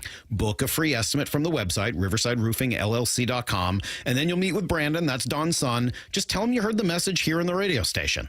$1,000 back in your pocket, and yes, a brand new roof over your head. And while you're there, ask Brandon about their 35 years of local experience, GAF Master Elite certification, which puts them in the top 3% of roofers in the nation, and of course the catch-all system, which they use to keep your yard and driveway totally free of debris like nails or shingles. Go to riversideroofingllc.com. Remember, Riverside Roofing is the roofing company you can trust. Our first Mark Challenge victory is Aaron McCoy from McCoy Home Solutions, yet another small business owner that took the First Mark Insurance Challenge. Aaron, what was the initiative to make that call? I've got something worth preserving for the sake of the people that I serve and my family. So it's important to me. What did you learn through the process? The experience with First Mark has been highly professional, informative individuals that have helped me from personal to professional insurance, life insurance, policies, coverage, cyberspace, things that I was afraid to approach were pretty easily approachable. How would you say their customer service has been, Aaron? Absolutely 10 out of 10. I just couldn't say anything higher about First Mark. They've executed very well on as many levels as I could rate them. So if you're a small business owner that wants to take the stress of insurance off your plate, do what Aaron McCoy did for McCoy Home Solutions. Make the call to First Mark Insurance. They're your teammate that goes to work for you. FirstMarkInsurance.com. The playoffs are in full swing, and you can get in on all the action at ESPN Bet Sportsbook. Go from tracking the latest game-changing moments to placing bets in just a few taps. Right now, new customers can get $100 in bonus bets when you make your first $10 wager. Download the ESPN Bet Sportsbook app and sign up with promo code JOEQ, J-O-E-Q, to get started today. Must be 21 plus. Gambling problem? Call 1-800-GAMBLER. Terms and conditions apply. See app for details. Offer not available in New York. At the Home Depot, we know Mother's Day is a big deal. So what are you working on for Mom this year? With a little help from the Home Depot, you can help create a space just for her. We have a wide variety of patio sets and outdoor furniture that will make the perfect gift for Mom. Just add a few hanging baskets for a pop of color and texture for the perfect finishing touch. Shop outdoor furniture, flowers, gifts, and more for Mother's Day. In-store and online at the Home Depot. Bonneville International radio station contests are open to participants 18 years of age or older that are residents of Washington State unless otherwise specified. Employees or agents of the station, Bonneville International Corporation, other area radio stations, or any entity associated with the contests are not eligible to win unless the station otherwise specifies at its own discretion. Persons who have won in the last 60 days from a station contest or event may not be eligible. Full general contest rules are available on seattlesports.com or in person at the station during regular business hours. We are Seattle Sports, the home of the Seahawks, Mariners, and everything Seattle sports. Watch your favorite show live at seattlesports.com. I saw her texting, coming up to a stop sign, and so I saw the accident coming, and she T-boned us. In the blink of an eye, Crystal's life changed when she suffered a severe spinal injury. The pain was something I had never experienced before in my neck. I got massage therapy. I saw a chiropractor. I was prescribed muscle relaxers so I could sleep. I got depressed. Nothing was relieving the pain. drugs, sleepless nights, and depression. Sound familiar? I'm Dr. Mark Shelley, a chiropractic physician and board-certified functional neurologist. At Sound Pain Solutions, our treatments include high-dose laser combined with spinal decompression and other comprehensive therapies to rehabilitate damaged discs. We use treatments that are non-surgical, FDA-cleared, drug and pain-free. I was able to get off my pain medicines and I was able to sleep through the night, and that was what I was desperate for. To learn if you're a candidate for our treatment, call us. Sound Pain Solutions, 855-996-0025 or click soundpainsolutions.com. Comcast Business is celebrating Small Business Month by giving you a $1,000 small business bonus when you switch to a qualifying gig speed package from the company with over 99.99% network reliability. Just imagine the thousands of possibilities of a $1,000 prepaid card. Like possibility number 1, company merch for staff. Styling. Or possibility number 24, the latest software. Upgrade. Or possibility number 192, new equipment powered by gig speeds. Or possibility number 555, a 3D printer. Rapid prototyping, anyone? Switch to Comcast Business for over 99.99% network reliability, advanced cybersecurity, and now get started with a $1,000 small business bonus. Comcast Business, powering possibilities. In 6/22/25, new customers only with 2-year agreement. Other restrictions apply. Scanning the airwaves for the most interesting and entertaining stories of the day. Sweeping the dial. Every afternoon at 4:45 with Wyman and Bob. Presented by Silver Reef Casino Resort. So we heard from pretty much all the Seahawks draft picks over the weekend at rookie minicamp, and it sounds like Torrey Horton, when he does get healthy, has been told that he's going to factor pretty heavily into the return game. Yeah, started doing punt return, I would say my junior year of college. It was a little new, but, with my baseball history, I kind of, got the tracking the ball down. So, I'm excited to get back there, return some punts and, whatever I could do to, help the team win, help the team achieve that goal. That's what I want to do. I want to be that team player that, everybody, is trying to be. So, Special teams, huge.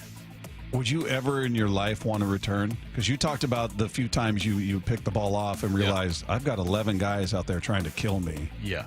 And that's not getting a full head of steam coming down the field like a kickoff. I mean, that's punt return, kick. I guess kick return's a little different these days with the rules, but punt return, that'd be frightening. Oh my God. Yeah, I mean, there's big hits. Now they protect a lot more, and it used to be when you're on a coverage team too that you could get knocked out. You know, my first Mike, you might be interested in this. The very first college football game I played in was at Purdue against Chris Everett was the quarterback. Yeah, I don't think you can call him that. You can't call him that. Jim Everett.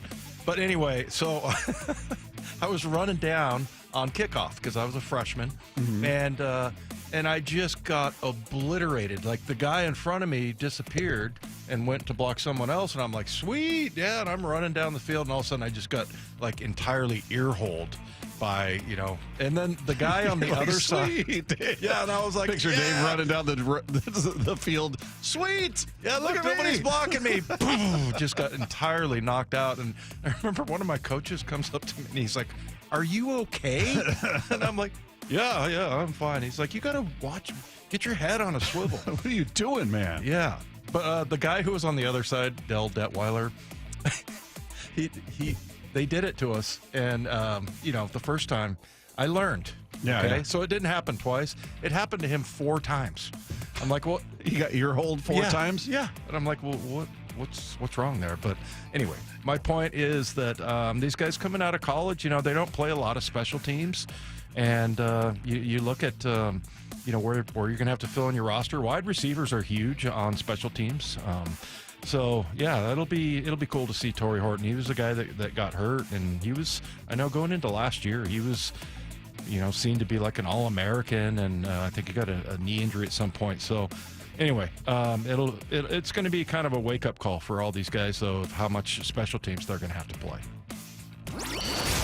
Sweeping the dial. I thought this was pretty interesting. So also out at rookie minicamp, Mike McDonald was just kind of asked a broad question about how this offseason has been different for the coaching staff and kind of outlined some of the broader stuff that they've had time to work on now.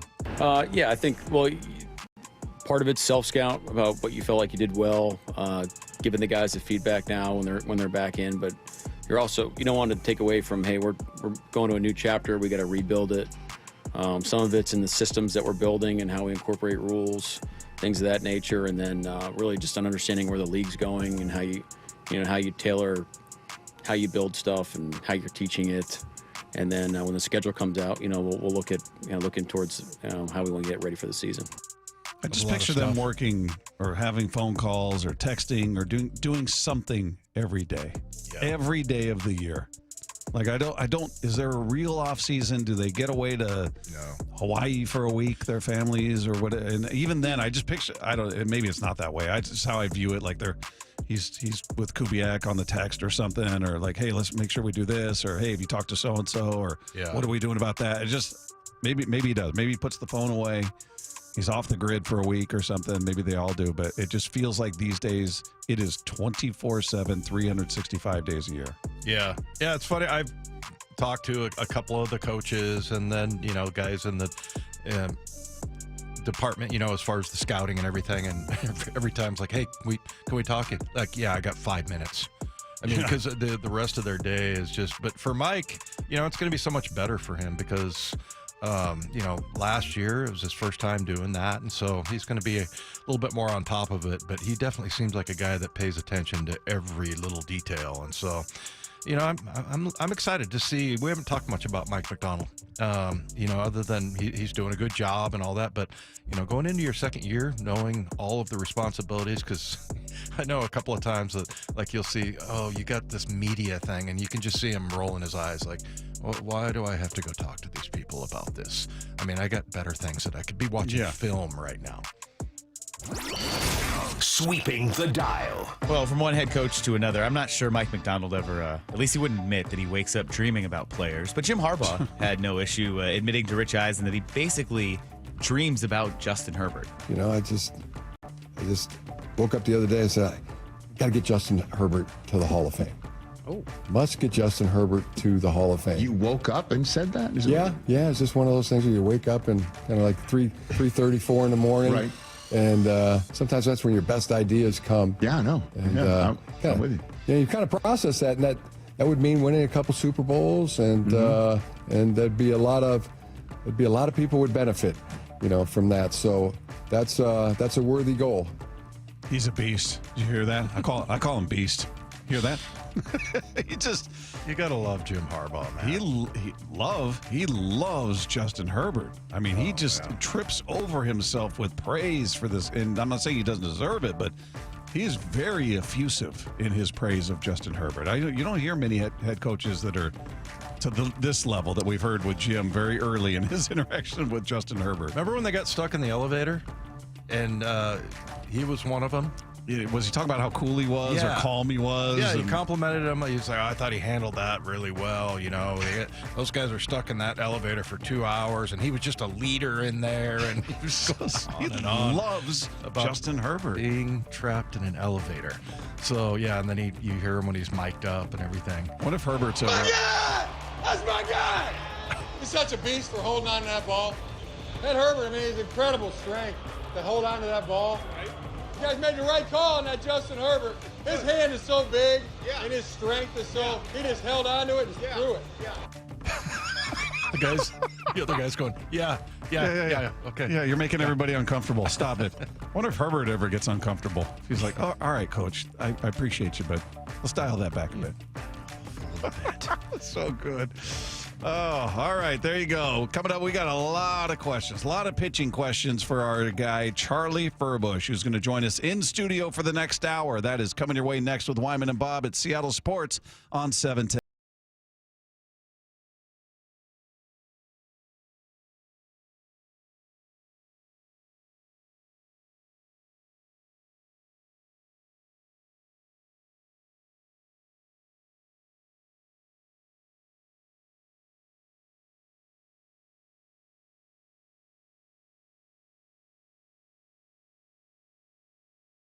The second fewest. Brock and Salk, morning 6 to 10 on Seattle Sports.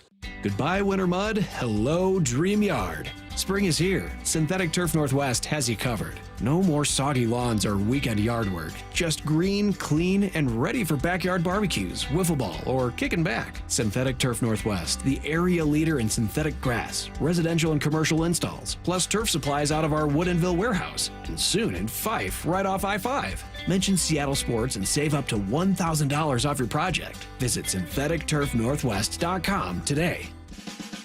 The team at Mazda of Everett is always working hard to make your experience with their team exceptional. Mazda of Everett has over 700 new Mazdas in stock, tariff-free. It's the perfect time to buy a new Mazda. Visit our friends at Mazda of Everett on Highway 99 in Everett or shop online at mazdaofeverett.com.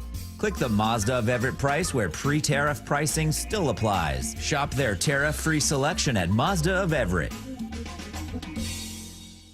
Well, I'm here with my good buddy, Dr. Dan Nelson from Eastside Pain and Regenerative Medicine. And you've heard from Dr. Dan's patients over the years how a simple stem cell procedure has successfully conquered their pain. Well, folks, now it's my turn. After years of dealing with knee pain from all the football abuse, I can say my knee pain now is almost 100% gone. How'd you do it, Dr. Dan? Well, Brock, personally, I'm very happy that you did so well. And your story is like so many of our other patients who come in, former athletes and non-athletes as well, who have come in with chronic knee pain, and they are looking for alternatives besides knee replacement surgery. And we're happy to provide this service. It's been truly a game changer for so many folks. It's just been a pleasure to be part of this. Consider Dr. Nelson, the only doctor with over 30 years of experience in pain medicine techniques, including stem cell therapy. I was in and out with a couple of follow-ups. It's a non-surgical solution to pain using your own stem cells. Consider stem cell therapy with Dr. Daniel Nelson, MD at 425-823-4000 or visit danielnelsonmd.com. That's danielnelsonmd.com. Dave Wyman here for Harley Exteriors, a local company serving all of Western Washington for 23 years. I'm excited to work with Harley Exteriors because they're my type of people. I met with Ray, Chris, and Nick at my home recently about getting our windows replaced. We've been in our home for over 20 years, and virtually every window has a broken seal. We talked about Harley Exteriors and their exclusive, high-quality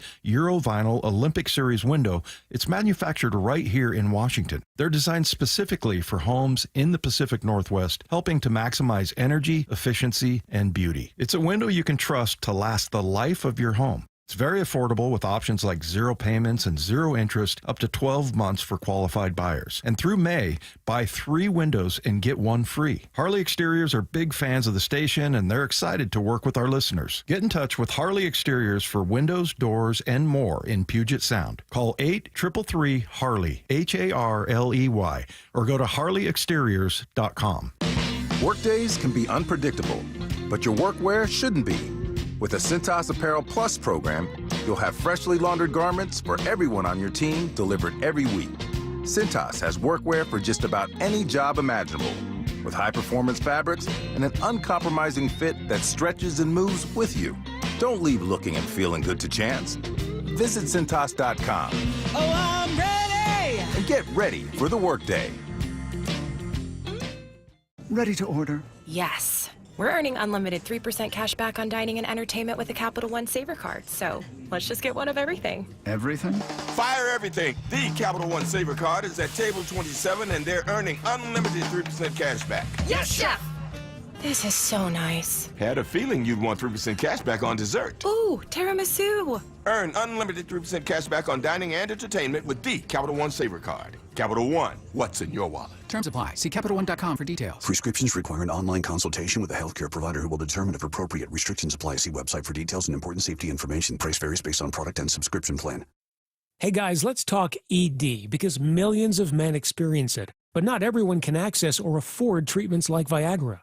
Well, Hims can help. Through Hims.com, you can get a full range of treatment options for ED, including daily or as-needed meds through a 100% online process. It all starts with an online intake form. Get started at hims.com/joy, and from there, a medical provider licensed in your state will determine if ED treatment is right for you. If prescribed, your medication is shipped to you for free. Find the ED treatment that fits your needs with options up to 95% less than the brand names. Millions of men experience ED, but Hims can help. To start your free online visit and save up to 95%, go to hims.com/joy. That's hims.com/joy for your free online visit. HIMS.com/JOY.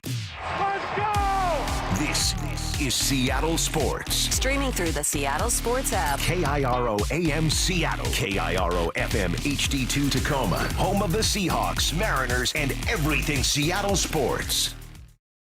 Seattle Sports Snapshot. Mariners get back to it tonight. Game 2 of their series with the A's out in Sacramento, playing in that minor league stadium. Things didn't go their way last night. Looking to rebound tonight when they send Emerson Hancock to the hill. You can catch it all right here, starting at 6 o'clock with the pregame show, Seattle Sports on 710. Meanwhile, they're in the top of the second in Miami. The Dodgers out to a 1-0 lead over the Marlins.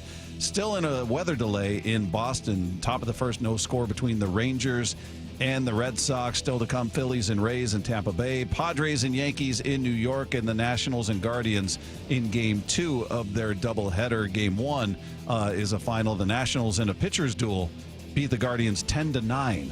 One other baseball note, the Dodgers placed outfielder Teoscar Hernandez on the 10-day injured list because of a grade 1 groin strain he suffered the other night. He has been on fire. He is hitting .314 for the team. He's got 9 home runs, 34 runs driven in, and just tearing it up. So a big loss for the Dodgers.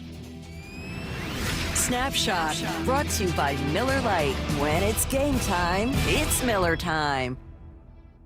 This hour is serviced by the Lee Johnson Auto family. From the Quantum Fiber Studio, this is Wyman and Bob. On Seattle Sports. Streaming live on the Seattle Sports app and at seattlesports.com. Now, here are your hosts, Dave Wyman and Bob Stelton. Mariners getting to it tonight. Game 2 against the A's coming your way. So stay tuned. The pregame show at 6 o'clock. We've got a guy in here who can answer all of our questions as it pertains to what's going on. What are you pointing at? It's Dave? like the Brady Bunch up there. Oh, the video? Yeah, we got on the video screen there. We got Charlie in there. Charlie Furbush in studio with us as he is each and every week. How are you, man? Outstanding. I guess I'm a little salty. I didn't get the memo from you guys. What's that? The red shirt memo. Oh, come on. You guys synced up how without me? often this happens. Oh, really? It happens a lot. Bob, you guys text each other before you come in? No, we don't. It just happens. I have 5 shirts, pretty much, that I wear. I'm a uniform person, so, yeah, sometimes it coincides. Bob and I with our muted tones. Yeah, as Groz would say. Yeah. I used to make fun of Groz's loud shirts that he'd wear, and he'd go, "Whoa." You mean like kind of like Charlie's? Yeah. Yeah, there'd be a lot more color. There's a lot of there's busyness there, but Groz would have some neon happening, and I would make fun of it, and he'd go, "Well, you and your muted tones."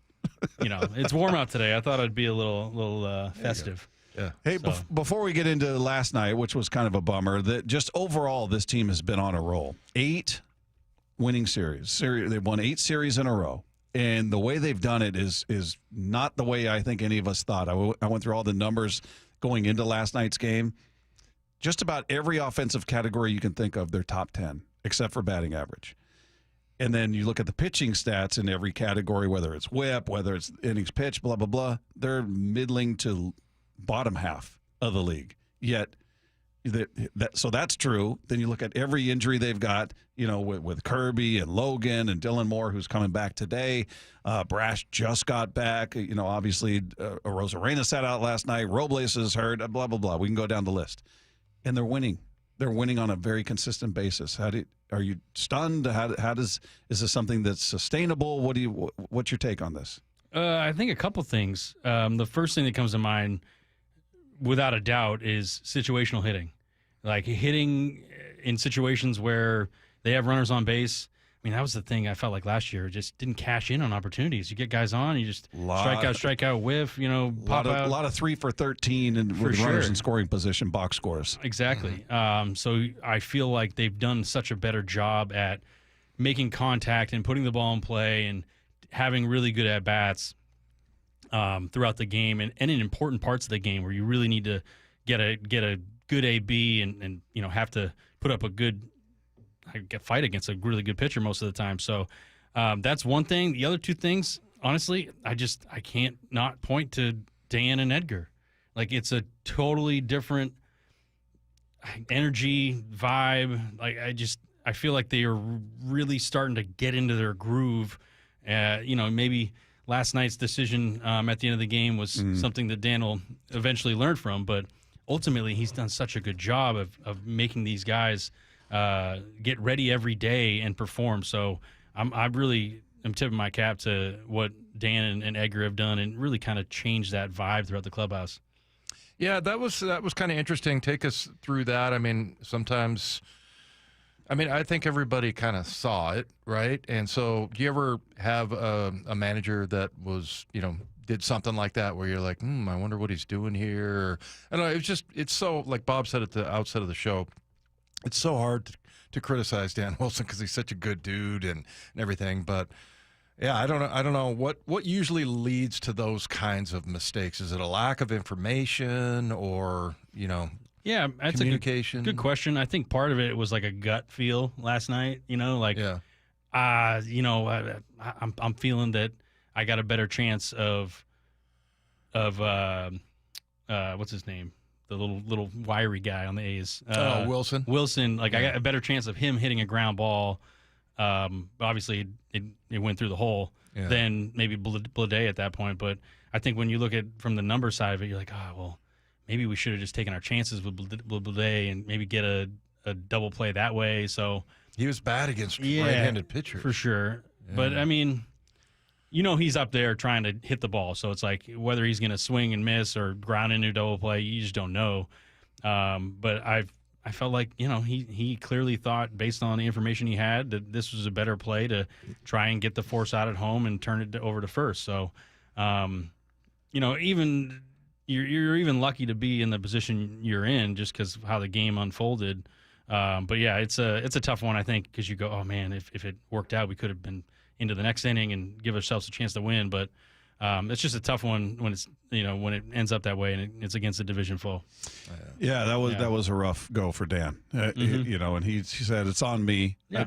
But I didn't understand the infield being in. But anyway, one of the highlights of last night though was Andres Munoz, and we already loved him. We're already praising him. He still has yet to give up an earned run. I know he gave up that hit when he first got in, and then for him to face the heart of their order, their three best hitters, and strike them all out the way he did was ridiculous. 2 outs, no balls, 2 strikes. He's fanned 2 in a row. Can he make it 3? Here comes the 0-2. Strike 3 called 99. Crackles over the corner. Houdini! Andres Munoz is out of the inning, staring at a bases loaded, nobody out situation, and he does it. 3 punch outs in a row. He's the best in the business. Andres Munoz. How about that? I mean, I was ready to go, well, they're going to get a sac fly. Somebody's going to lift one, and here comes the run. And there you go. Nobody out, bases loaded in that part of the order coming up. I mean, I'm running out of things to say about Andres Munoz. I can't give him enough praise. I don't know what else to say other than he's just amazing. Yeah. And like I've said this before, I've known he's amazing. I think it's just a matter of consistently doing it from the the closing position. So I'm not surprised at all for him to strike out 3 in a row. His stuff is so good, and the way he pitches and the deception and the aggressiveness, it's so fun to watch. And you almost feel like now he's more accurate than he's ever been. Like his approach and how he's attacking hitters is he's getting strike 1, he's getting strike 2, and he's really doing a good job. But then he's putting guys away. What about the way he mixes his pitches? Do you put that on him, or is that Cal? Just in terms of, here's a guy who can get it up there in triple digits, but then he's got that slider that just buckles everybody. Yeah. And just figuring out, we saw it when Julio stepped up. He's sitting on the heater, that first pitch from Miller, and Miller goes off speed, and you see that horrible swing.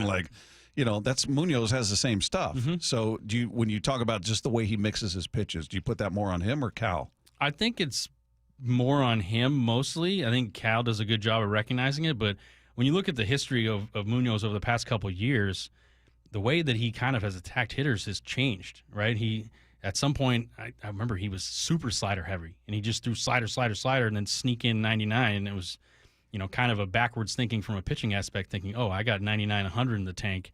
I might as well just showcase that on the regular. But he's like, I'll just throw my nasty 90-mile-an-hour slider, and have you honor that and, sit on that, if you will, and then that fastball looks probably like 105. So I think what he's realized over the course of the last couple of years is how to attack hitters effectively and what he needs to do to be able to get strike one and strike two. And because he knows that once he has two strikes, you got him. You can blow him away. So he's learned what it look like of how to attack hitters differently by mixing pitches. Really, he's only throwing fastball sliders, so it's not like he's throwing anything else. But it's like mixing pitches around the zone. So he's going, down and in, or the strikeout to Rooker, that inside heater. I was like, oh my, that was an impressive pitch to throw at that time. And he swung and missed. And then the same thing to Butler there, that inside heater, just nasty stuff. And that's the thing that I think the difference maker of Munoz is what you've seen. And you could say this about a lot of pitchers. But you get to a point where you just start throwing the highest quality strikes you can throw. Like there are pitches that are in the zone that can almost, like, no damage can be done. Let's say extra base, say it's homers. There's always going to be someone that, hits one off you when you throw a really good pitch. But more often than not, if you throw high-quality strikes basically around that box and you just live around that box, you're going to be successful. And that's what I've seen.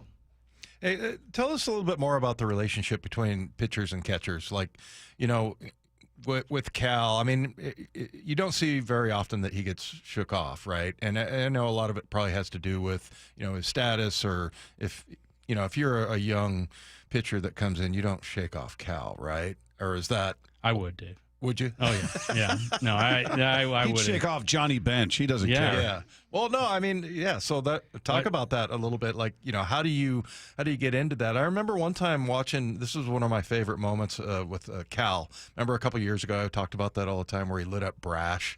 He went out there and was like yelling at him on the. So I mean, he was a rookie, a young guy, right? So, but how does that relationship develop? And like, do you pretty much know? I mean, is he pissed at you if you're shaking him off or whatever, or you just having a conversation about it? Yeah, ideally these conversations don't happen on the field, right? I mean, you can kind of nip these things in the bud beforehand, so when the situation arises, you know exactly what to do, and there isn't any sort of, I want to do this, no, you want to do that, and we can't agree on what we're trying to do. So, okay. I mean, I think that's something in the game, though, like with Brash and having a young guy come up, more often than not, I think you're right. Guys are going to be like, okay, Cal, whatever you say, I'll do. You're right. You know what I mean? You're right. But I for me, this is just my personal pitching experience throughout my whole life, was that I never had a catcher doing that, right? So I was just up there trying to read, react, and perform and execute, and not worry about whether the catcher put down 1, 2, 3, shake. I didn't. It was like, okay, that's what you are going to put down. But I'm the one, and I said this last week, when I gave up that monster home run in Nelson Cruz, I followed the scouting report. I followed someone else's information, when it's really hard when you have information right in front of you. When you see a hitter and you see situations unfolding, do I just go back to the book and say, oh, well, this is what the book said? Or do I say, no, I'm in the moment right now. I can grab the bull by the horns and take control of the situation based on what I see.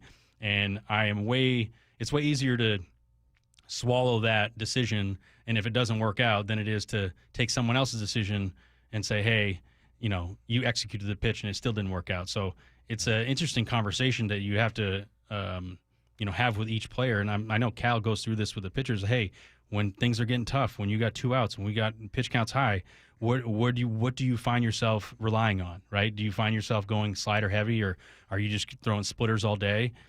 So how do I give you the best recommendation based on what I'm seeing and what I know about you, and then ultimately what you want to do? Yeah. So it's a very, loaded conversation, but if you can figure out what you need to do and how to execute, then ultimately, you're so self-aware that you don't necessarily need the catcher to make the decision for you. What'd you see out of Matt Brash? He's finally back. He's such a huge part of this bullpen. It seems like they're going to be really cautious with him and not pitch him back to back. We had talked to him earlier in the show. He's great. But they definitely seem to have a plan. They're going to err on the side of caution. But 14 pitches, what'd you see? Awesome. I was great. I was so happy to have him back on the mound. I mean, just like, it was such a gap left when he's not in the bullpen setting up for Munoz. You're like, it almost the way he was pitching before surgery was like, you are Munoz. You are a closer. You're getting the save in the 8th inning by how good your stuff is. And in a lot of ways, if you were on a different team, you probably would be the closer. So seeing him come back from surgery, and as someone that's had Tommy John, I know that first year back is just such a exhilarating feeling. It almost feels like you're a new baseball player, a brand new player, just trying to stick around and just have fun with it. And I really, really relished that he was able to have a quick, clean inning, because that is going to build some confidence, right? Like when you get back up there, it's easy, or it's not easy, but it's easy to kind of go through the motions in your minor league rehab assignment when you're in AAA and, climbing up the ladder before you actually get back to the big leagues, because you kind of realize that the performance doesn't count, right? You're like, okay, I'm just trying to get my work in. I'm trying to, make sure that I feel good after each outing. And now that he's back up, I'm just like, at some point you're going to have to kind of let the leash go and just let him be a normal pitcher again. But I think that first year back, I know from my experience, it was weird. Like I have days where I'd be like, is my arm feeling good, or is it weird or different, or like is my elbow straight? Like it doesn't. No, I just cracked it, live cracked on air. There you go. That's I'm sure it's straight now. Yeah, I'm sure Brash will deal with that later. So yeah, it's certainly fascinating to see him back, and I do. I think it's a good plan for the health and longevity of Matt Brash's career is to, slow play him as much as you can, right? Like it'd be fine if he's going back to back come August, September, October, ideally. Then, hey, you're welcome back to the show. We're going to give you 2 out of 3 first 3 games. Like, okay, no, let's just figure out how to get him in the flow of things, because he hasn't pitched in over a year, right? Yeah, it's been, September 2023. Think about it, Dave. You don't play for a year and you come back and you think like, oh, I'm just the same player. Like, whoa, I don't know. I got to recalibrate things here, right? Well, not only that, but also you're always wondering, like, I did so much work on this knee and everything. I trust it and all that, but like, what if it just doesn't work out? Totally. You get all that in your brain. And I was telling Bob earlier, I had one play where it just clicked for me, and I'm like, okay, I never looked back, but at some point you get to the point, at least this was in the way in football, that once you got to that point, you never thought about the injury again.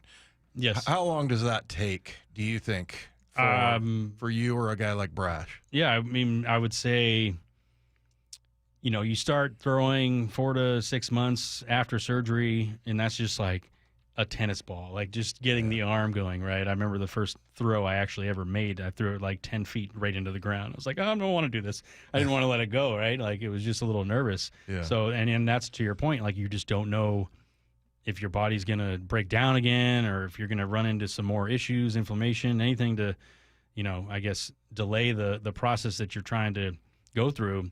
But yeah, I'd say probably once you get on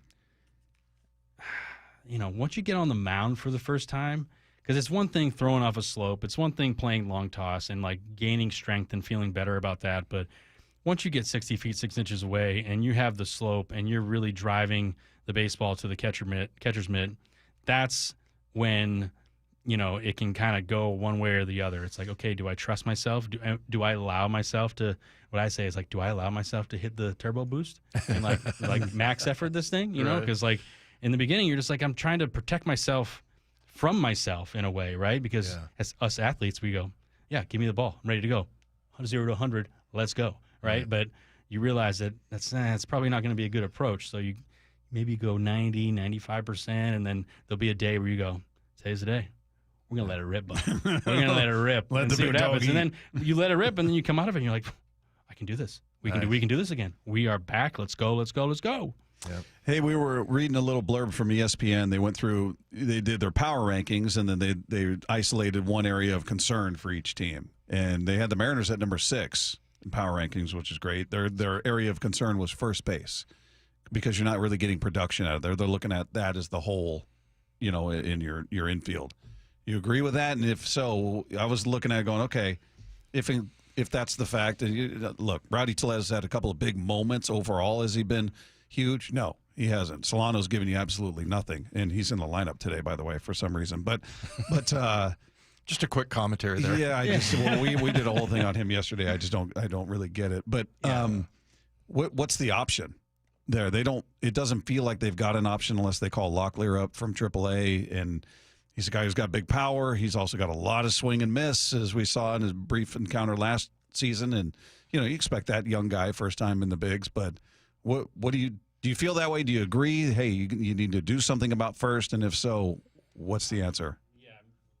I mean, I would love to have a stereotypical first baseman, a Pete Alonso, right? Yeah, Like something like that. I mean, so when you look at that and you go, okay, yeah, we don't have Pete Alonso. We don't have the top 5 first basemen in the league. And that can be a concern of itself. But, I mean, it's hard to say, like, there aren't a ton of good first basemen, right? Like, in terms of how good they are. So where Rowdy Tellez came in and has honestly done a decent job for what it's worth. I don't think he's been great. I don't think he's been terrible, but he certainly brings like a vibe and approach to his at-bats and the way he plays, and I think he's a really good clubhouse guy. Guys like him, so he can pick it. He's done that really well. He's just not. He's got no range left to right. Yeah, I mean, he doesn't have much speed at all. So right.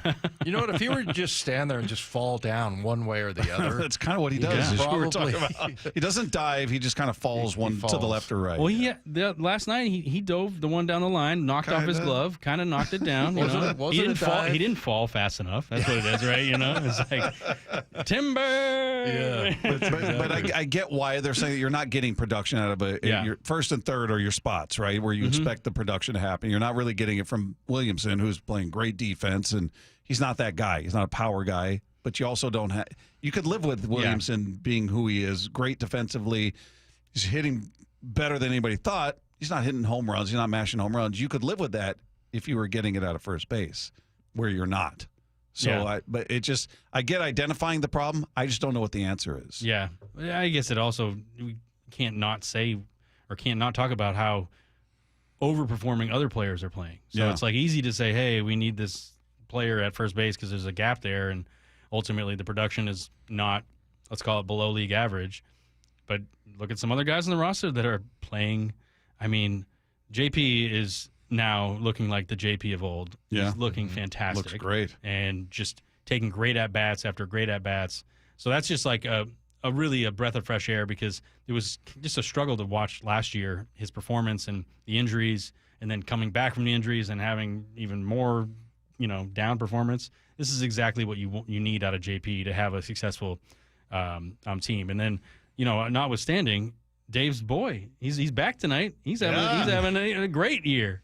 Which one? He's got a couple of boys. He's Demo. Demo's Demo's, I think, the number one, right? I like Cal a lot. Well, yeah, of course. I'll tell you what. We all like Cal. I'll tell you what I don't like. It is May 6th, 2025, right? This is the right lineup. Yeah. Yeah. Why is Polanco playing second base? I don't know. And he's going up against the lefty, which tells me he's going to hit righty, because we saw him hit lefty on lefty earlier in the season, and that did not look good at all. But I'm not interested in seeing him play in the field. I mean, I think he's your DH. Yeah, well, your DH is a Rosarena today. Yeah. So they're trying to save that hamstring if it's a little soft. And that makes sense. Cal's not in the lineup. After catching 11 innings, and I don't know, has he played in every single game, whether he's catching or DH? So he probably getting him a little rest after 11 innings. So Cal's not in the lineup tonight. Yeah, he'll be off the bench, though. Yeah. So and Solano is at first base. I don't know. The Polanco thing I mean, even when he steals a base, it bothers me. I'm like, let's just keep him under glass. Dave just wants to see him hit left-handed, lose the mitt, don't go to the right side of the plate, just stay in the left hand. Just leave it there. I don't know if it's sustainable, It's been a lot of fun so far. I know. Yes, think you can do it for 4 more months? At this pace, probably not. That's not fair. I don't expect him to hit this, but we'll talk more about that. We'll also get a pitcher's perspective on what's going on with Bryce Miller. That is coming your way next. Charlie Furbush in studio with us for the hour, as he is each and every week. It's Wyman and Bob. This is Seattle Sports on 710.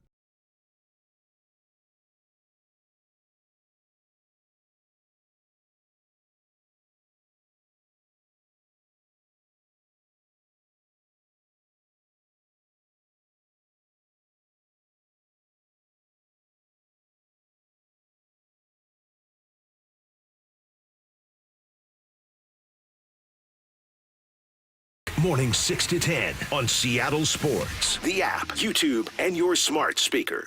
Hey, Brock Hewitt here for my friends at PCF Group, or People Come First Construction Group, and that's exactly what they did when we made the call a couple years ago. We wanted to redo our outdoor space, wanted to add a deck, and outdoor living, and television, and a kitchen. And PCF Group, wow, they more than delivered. And if you're interested in building a stunning outdoor area like we did, I cannot recommend them enough. Reach out before the good weather arrives, and their schedule, well, it's going to fill up. So whether you're looking for a complete outdoor living space or a very specific project like an underdeck ceiling, deck, patio cover, railings, PCF has you covered. Design now and pay later. In fact, get 12 months, no interest and no payments, and up to $6,000 off and a $1,000 Amazon gift card. Request a complimentary design and estimate consultation at 425-629-8476 or project ideas. Explore photos at pcfgroup.com. That's 425-629-8476. What is that sound? Ugh, that sounds like a plumbing sound. Luckily, there's a company that fixes all the plumbing sounds across Puget Sound. That's All Sound Plumbing. Puget Sound's plumbing experts. Have a sound? Visit allsoundplumbing.com. We at 3 Tree deliver the highest warranties available. Check out our hundreds of online reviews and schedule a free estimate to see for yourself. 3 Tree Roofing, your Puget Sound roofing experts.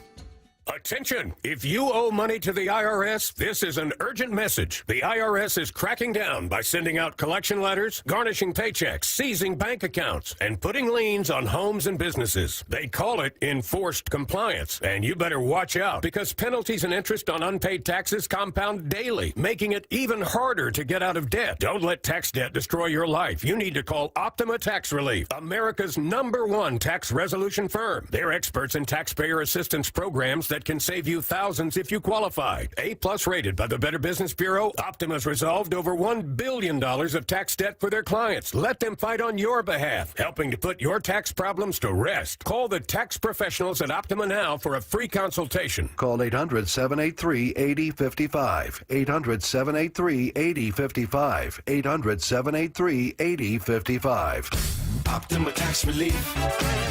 Some restrictions apply. For complete details, please visit OptimaTaxRelief.com. Comcast Business is celebrating Small Business Month by giving you a $1,000 small business bonus when you switch to a qualifying gig speed package from the company with over 99.99% network reliability. Just imagine the thousands of possibilities of a $1,000 prepaid card. Like possibility number 1, company merch for staff. Styling. Or possibility number 24, the latest software upgrade. Or possibility number 192, new equipment powered by gig speeds. Or possibility number 555, a 3D printer. Rapid prototyping, anyone? Switch to Comcast Business for over 99.99% network reliability, advanced cybersecurity, and now get started with a $1,000 small business bonus. Comcast Business, powering possibilities. In 6/22/25, new customers only with 2-year agreement. Other restrictions apply. Subscribe to the Seattle Sports YouTube page to find new and exclusive content from your favorite shows and personalities daily. Just head to YouTube, search Seattle Sports, and click subscribe. Heading to the ball game? Don't mess with traffic and pricey parking fees. Make it easy and ride the bus. It's affordable and convenient. No stress, no hassle. And plenty of time to grab a hot dog before first pitch. Community Transit makes riding the bus fun, easy, and affordable. You save money on parking, and kids under 18 ride for free. See where they can take you and plan your trip today. Go to communitytransit at ctgo.org/homerun.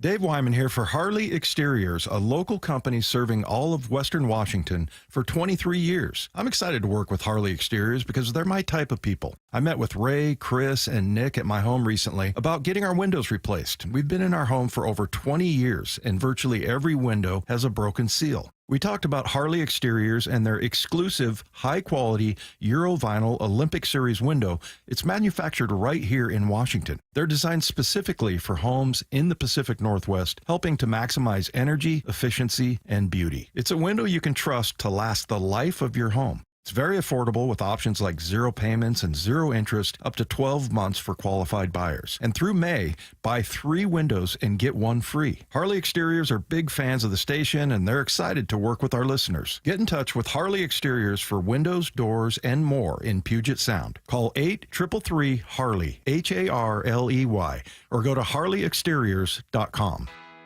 Looking for Mother's Day weekend plans? Well, take Mom out to T-Mobile Park for an unforgettable day of Mariners baseball.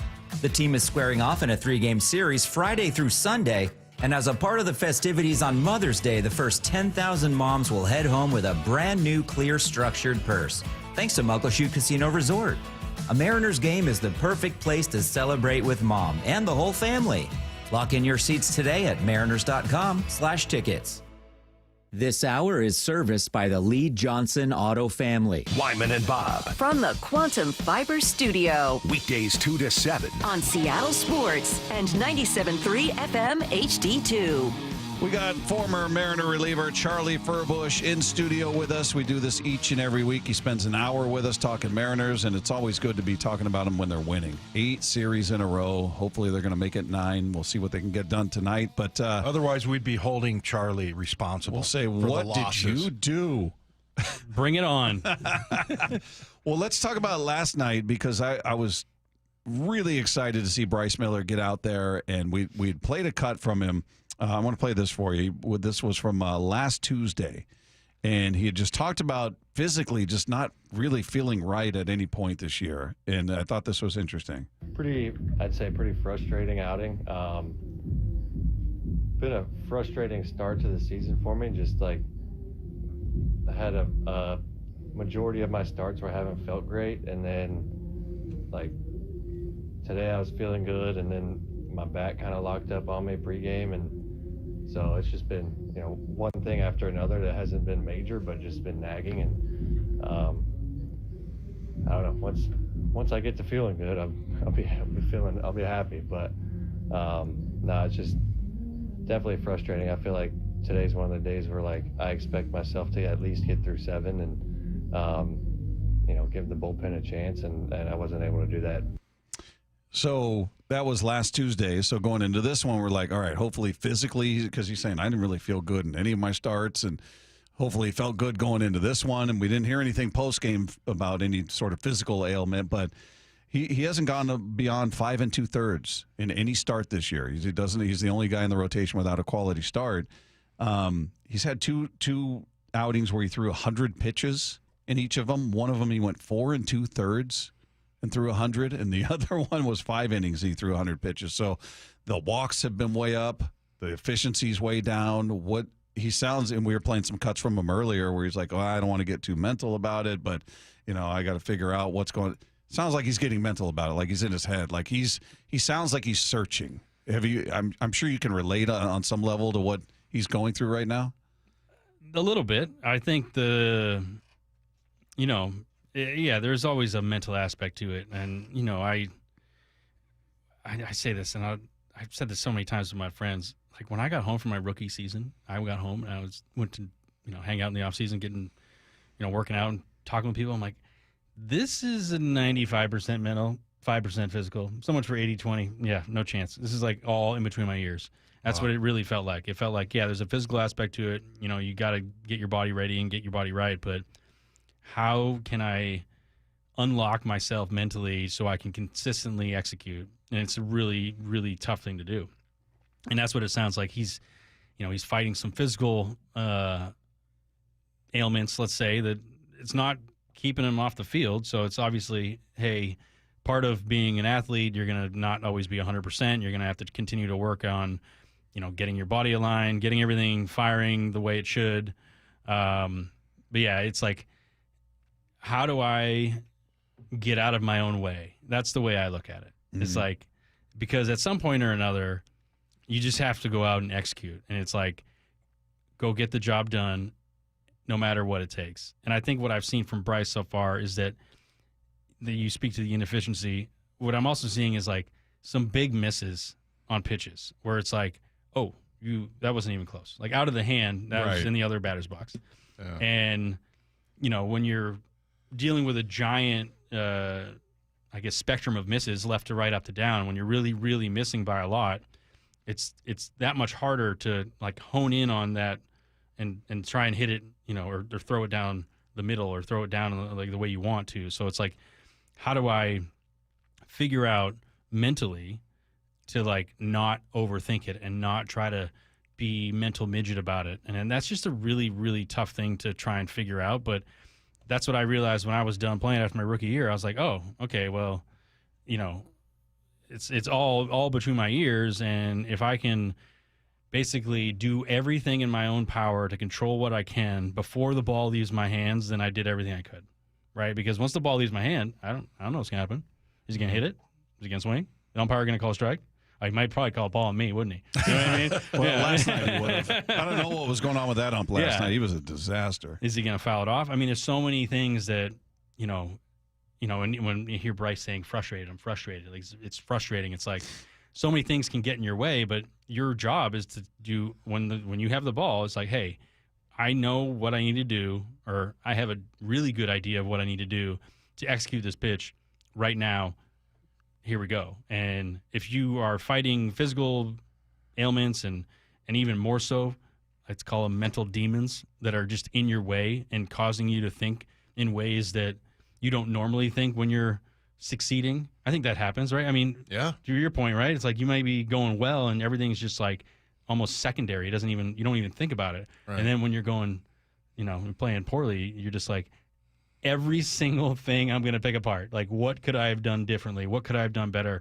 And when you start playing that game, you end up in a really bad place because you're just going, I'm playing the what if game.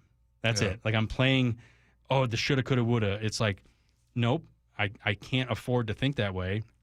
And that's the beauty of baseball. And that's why I think it's 95% mental, is that you have to execute on, like, let's say last night, and now, boom, another game today. So you have like, no offense, football is like I have so much respect for football players, what they go through. Yeah, physical. But go ahead and rip us. Yeah, no, but I have a newfound appreciation for baseball players, because the thing about football, and honestly a lot of other sports, in a way, now I may bite my tongue saying this, but in a way, you have time to mentally recover from your performance, right? So like you play once a week, right? You obviously have 5 days you're going to need to recover because you just got beat up. Yeah. Or you beat someone up. My bad. That's what it was. I was invincible, Charlie. Exactly. You've seen the 20 surgeries that I've had. Dave's going, I was delivering the beatings. That's buddy. right. That's right.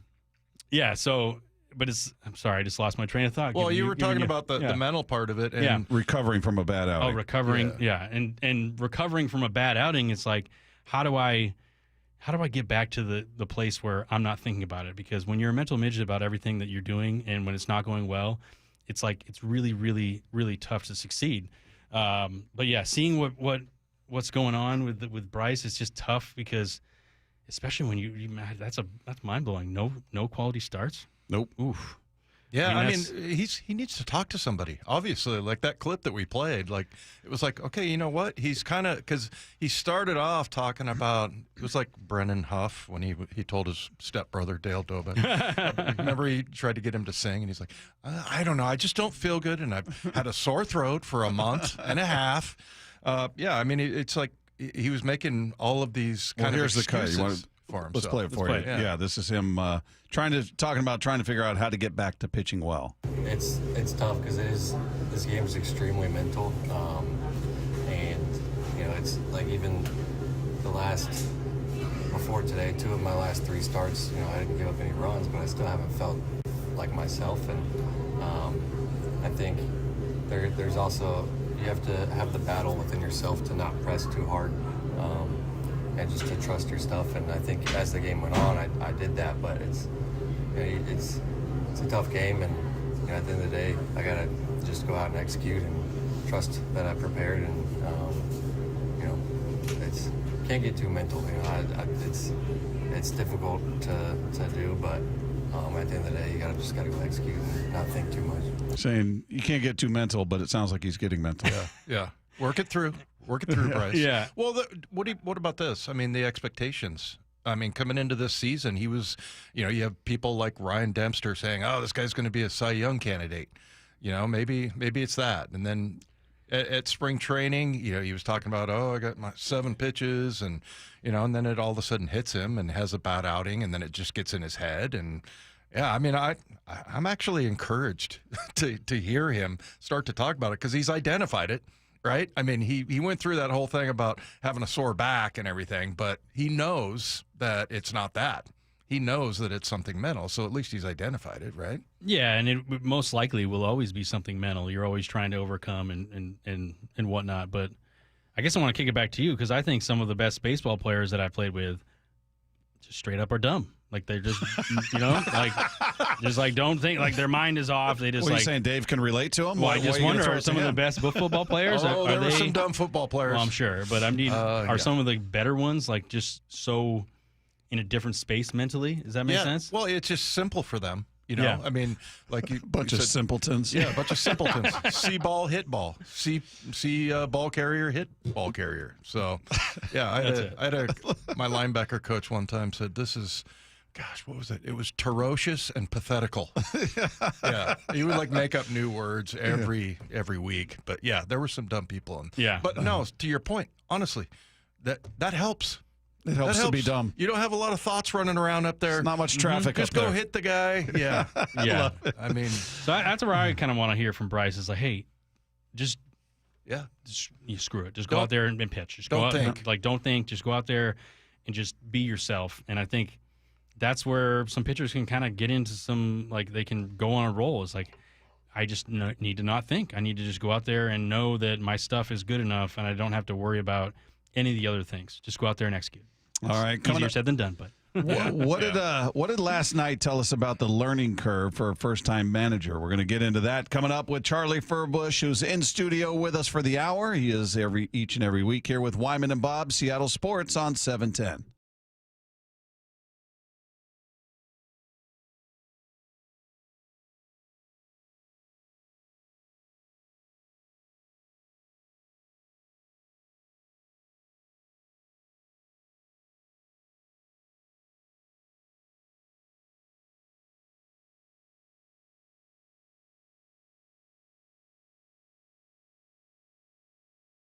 On Seattle Sports, the app, YouTube, and your smart speaker.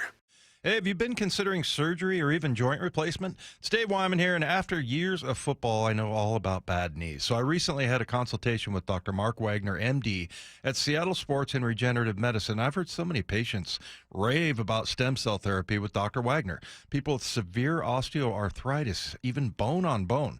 They're back hiking, jogging, playing tennis, golf, even just going up and down the stairs with the kids and grandkids, and doing it without pain and without surgery. Dr. Wagner's 60-minute outpatient procedure uses your own stem cells, which can regenerate your own cartilage in your own joints. Dr. Mark Wagner is a board-certified Seattle physician with over 30 years of experience, and he's performed over 20,000 stem cell procedures. And he's one of the few doing it the right way. So whether it's a shoulder, hip, elbow, ankle, wrist, or knee, before choosing surgery, see Dr. Mark Wagner first. Get the facts, then get back in the game at drmarkwagnermd.com. Rick Riz here for the Pella Windows and Doors of Western Washington's Improve Your Play program. Many of our local youth sports teams need help with field enhancements, training, and equipment. Local Pella owners Keith Dashafy and Luke Wilson are stepping up to donate $5,000 to 2 deserving teams. We need your help finding them. Head to seattlesports.com/play to nominate a deserving team in need. Let's help our local youth improve their play this year with Pella Windows and Doors of Western Washington. Contests and rules at seattlesports.com/play. Hey, it's Graz here. Getting a quick round or range session in before work makes the day so much more fun and is a big-time stress reliever. Take advantage of one of the 11 local premier courses nearby. Inter Bay, Jackson, Bill Wright, West Seattle, Cedar Crest, Bellevue, Linwood, Walter Hall, Legion Memorial, Lake Padden, and the newest course, the Ocean Shores Golf Course. Practice on the range with Top Tracer at Jackson, Inter Bay, and Bill Wright Golf Complex. Play the courses, play virtual, play premier, premiergolfcenters.com.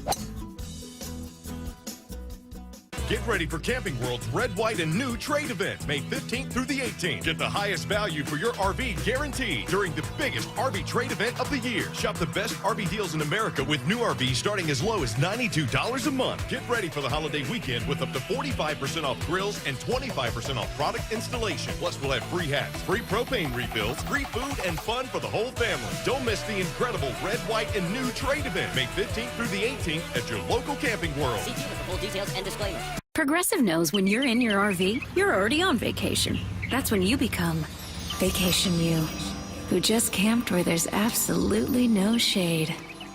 Even though regular you burns easily. In fact, Vacation You burns too, but is too stubborn to admit it, which is why regular you gets in trouble at the dermatologist, because Vacation You doesn't do doctors. So bundle your RV with your home or auto policy and earn an automatic discount from Progressive. And spend the savings on the both of you.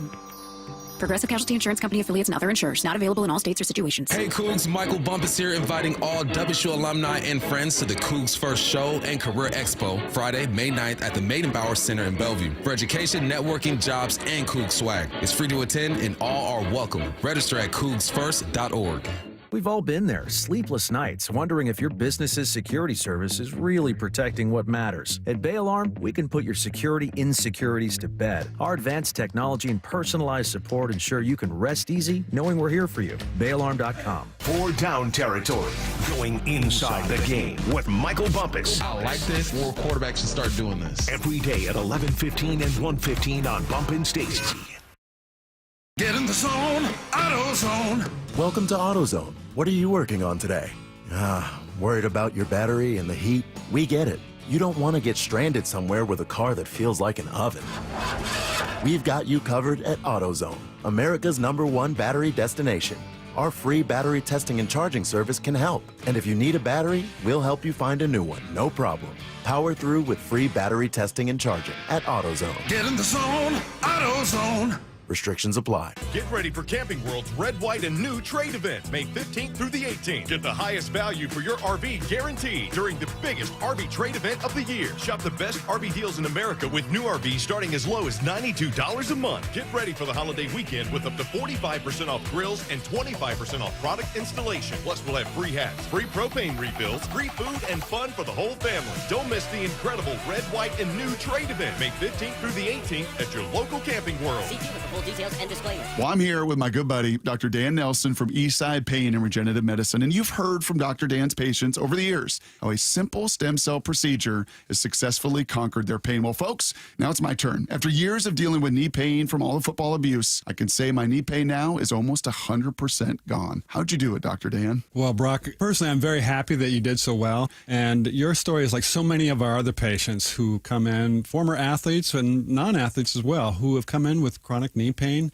and they are looking for alternatives besides knee replacement surgery. And we're happy to provide this service. It's been truly a game changer for so many folks. It's just been a pleasure to be part of this. Consider Dr. Nelson, the only doctor with over 30 years of experience in pain medicine techniques, including stem cell therapy. I was in and out with a couple of follow-ups. It's a non-surgical solution to pain using your own stem cells. Consider stem cell therapy with Dr. Daniel Nelson, MD at 425-823-4000 or visit DanielNelsonMD.com. That's DanielNelsonMD.com.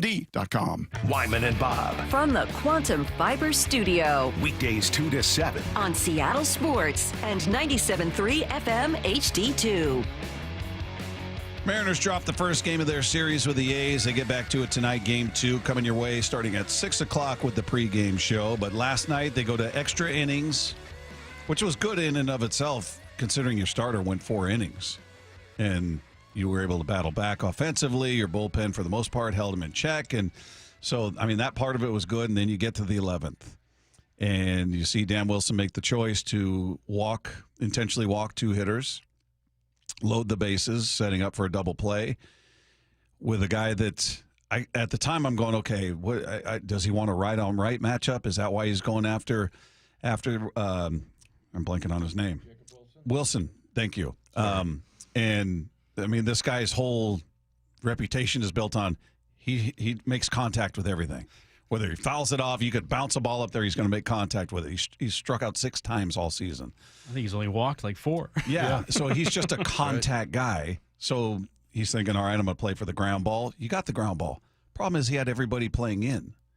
and you're looking to turn the double play. Now, obviously, you had in mind, all right, we're going to come home and then the first, I guess, was the hope. But it was a mistake. It didn't work out. He got the ground ball, but based on where they were positioned, couldn't field it, game over. So first time manager, you're looking at it going, all right, it's a mistake. And Dan, after the game, kind of explaining what his thought process was there. I mean, Wilson pushed the ball on the ground, and we're hoping we get it on the ground, but we weren't. I mean, he put it on the ground, but able to get it through, that's on me, and that's a tough way to lose. What'd you think? Well, first off, I guess my first thought was, let's hope the Mariners make the playoffs by 2 games. Yeah, you don't want to look at this one. Yeah, and go, there's one. There's one that we gave away. So, that's tough. Dan, obviously when it doesn't work out in your favor, because we could be sitting here today and being like, that was such a great move by Dan to make that happen, walk 2 guys, double play out of it. So I think there's a method to his madness and thinking that this could work out in my favor. But, when you start looking a little deeper and you look at the numbers and how the guy you walked was hitting 170 against righties and Blue day. So maybe I, take my chances, so, and who knows, who knows how it could have worked out. Obviously it didn't work out in our favor in that sense, but yeah, he'll learn from this. I think this will be a situation that he'll run into again, that'll come up, and I don't think he'll make the same decision again. Yeah. I didn't understand having the infield play in. You're looking to turn a double play. It doesn't have to be home to first. You can let them play back, field the ball, go second to first. You have bases loaded. You're set up for a double play there. So you I don't know, just in the moment. This isn't Monday morning quarterback, because in the moment I'm going, wait a minute, there's one out, right? And I'm looking around, yeah, there's an out. Why is everybody in? And then the ball gets through the infield, and you're just going, I don't understand. I didn't get it. Yeah, I mean, I guess the only thought that right now pops in my head is, did they think they had a better chance of trying to go for that double play with Wilson versus Blade, and maybe Blade was more of a fly ball hitter that could sack fly him in, like, I want to stay away from the sack fly. I want to actually give myself, so like maybe that's the thought. It's like, oh, well, if he hits a sack fly, then we're going to lose anyways. So maybe if we walk him and then we can get a double play, we'll get out of it. So yeah, I mean, even that I could live with that rationale. It was just having everybody play in. For sure. I didn't understand. For sure. Well, it's kind of like I remember with Pete Carroll when he would go for it on 4th down. I mean, you never talk about the ones that you pick up. It's only only the ones you don't get. So who knows what kind of? I don't think it was for lack of information though. No, I don't think so either. But they got you guys. I mean, being in the dugout, they've got the book on every hitter, right? Like, here's what he does against righties. Here's what he's done against this reliever historically. And video to back it up. They missed that. No way. No.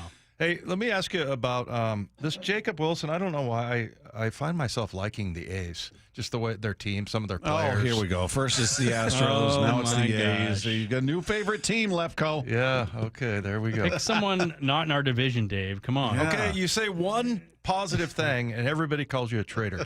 But no, this Jacob Wilson kid, for you as a pitcher, like, there's lots of stuff going on up there, man. He's got like the wide stance, and then he steps forward, and then he's moving around. Fidgety, yeah. Like, look at me, I'm knocking things over, trying to the polar opposite of quiet. You hear about guys being quiet up there. He's very loud. Mm-hmm.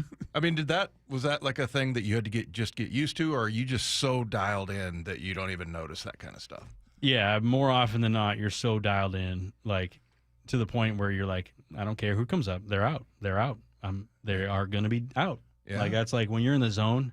And I know, talking with other pitchers, that's what you feel like. You feel like as soon as the hitter gets into the box, they are already out and they don't know it. That's like the confidence you have. You're just like so sold on the ability of what you're about to do and knowing that they have no chance. So when from like a pitching standpoint, what throws you off a little bit, honestly, for me, like the first time I faced Jose Altuve, I'm like, oh my gosh, he's so tiny. He's so tiny, and he stands like so far off the plate too. I'm like, well, this doesn't make any sense. Where am I going to pitch him? If I go in, it looks like he's going to turn and burn on me. If I go away, it doesn't even look like you hit it. I'll go away. Of course, he hits a double over the first baseman's head. So I'm like, okay, this is just crazy. So, yeah. Well, also, it's like pitching to one of your kids. And to him, it looks like a beach ball coming for up sure, there. For sure. So, but yeah, the fidgety stuff, I think it bothers some guys. I think some guys would maybe take offense to it and say, I'm going to throw one up and in. Let's go into his kitchen, see what happens. You know what I mean? Yeah, but, he's got a lot of his feet are moving, his hands are moving. He's very. But that's a guy that doesn't strike out a lot and doesn't walk a lot. That means he's going to swing a lot. So that's why I say go up and in, like get him off the plate because he's going to dive. He's always going to be trying to swing. So trying to mix in those pitches and say, hey, I know that you can basically hit everything, but we just need to make sure that you're a little more uncomfortable up here than normal. Yeah. Right? Because I can hit anything, I can do whatever. But it's like, how do I make this guy a little uncomfortable and just get his timing off a little more than it is? Charlie, it's a quick hour, man. I know. Is it over already? It's already done. It's already done. How about that? I can't wait till next week. Yeah, I can't wait either. Let's hope we're talking about, I don't know how many series are between now and then, but whatever it is, hopefully they're still winning. We'll be talking a lot. Don't you? Yeah. You know what I think we drew out is cocky Charlie. Is that right? Like, the mindset that he gets, like you're out and you don't know it. Yeah. Like that kind of stuff. This is a formality. He's a nice guy, but watch out for him on the field. I'm telling you. He's looking at him and go, why'd you even step in the box? You're already out. You might as well just have a seat. He's a trained killer. Someone's got to do it, Dave. Charlie, we appreciate you, man. We'll do it again next week. Sounds good. Looking forward to it. There you go. There's Charlie Furbush with us every week, spending an hour in studio. We will do it again next week. Meanwhile, a lot to talk about in the sports world, and El Hombre is going to join us next to weigh in on all of it. It's Wyman and Bob. This is Seattle Sports on 710. Blue 88 on Brock and Salk. Nicky Manwari, how do you see them using him? I think they'd love to put him at that second level. Does it allow them a little freedom, Salk, to put Spoon back outside a corner, right? Where you can have some real strength with Reek and him. And this dude around the line of scrimmage, cleaning stuff up on aisle 9. Yeah, man, there's a lot of excitement about just molding that kind of talent.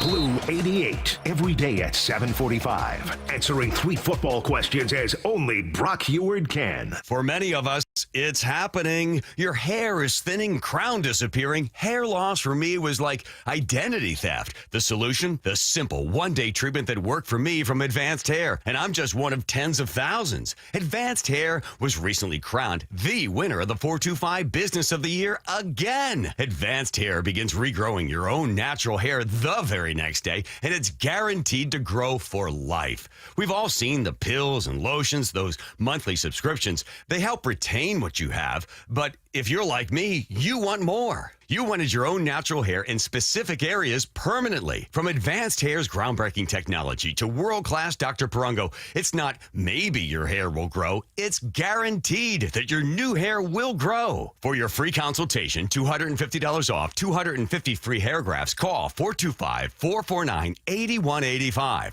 That's 425-449-8185 or advancedhair.com.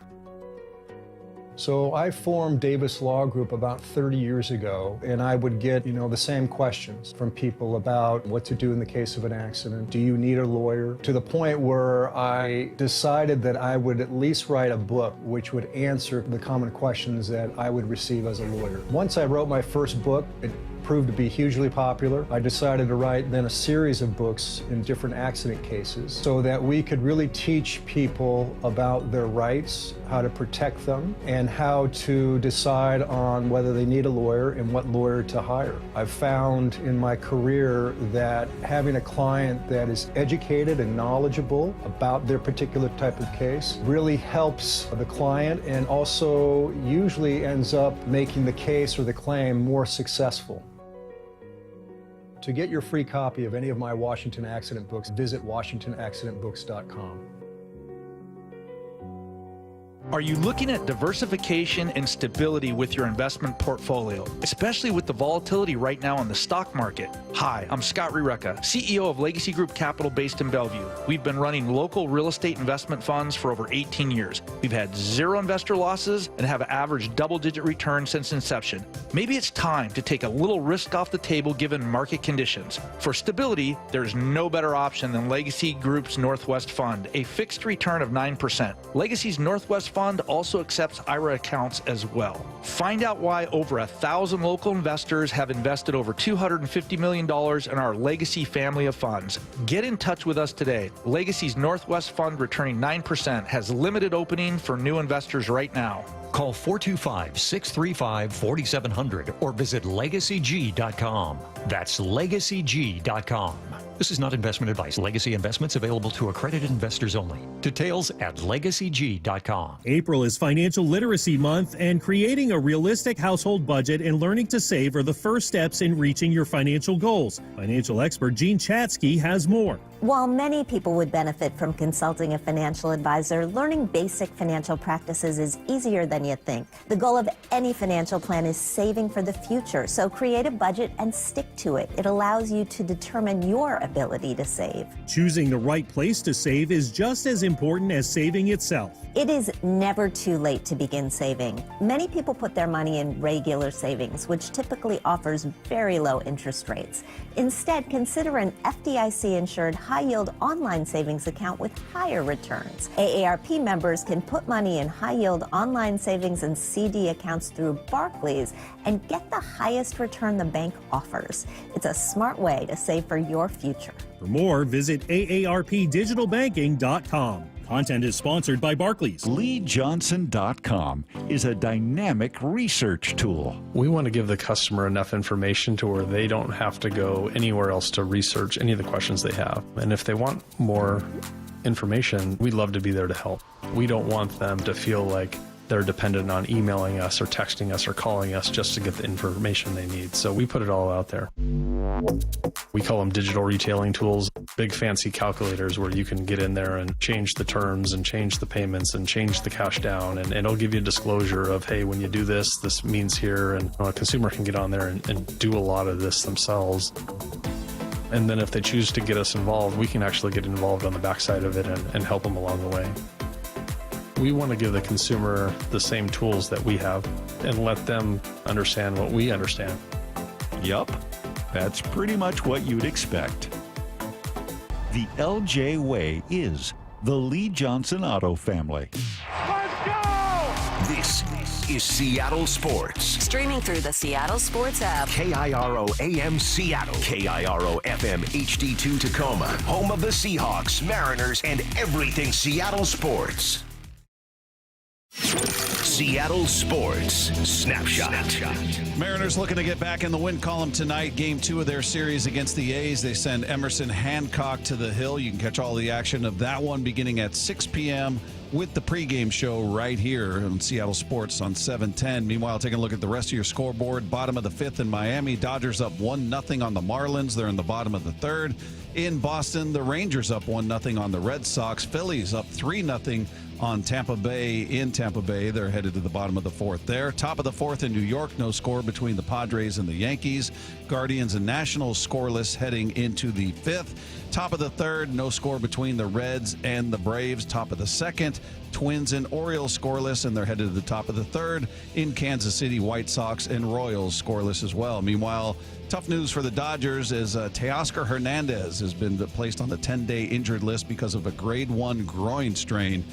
He'd been playing extremely well for this team, hitting .315, 9 home runs, 34 runs driven in, 10 doubles on the season.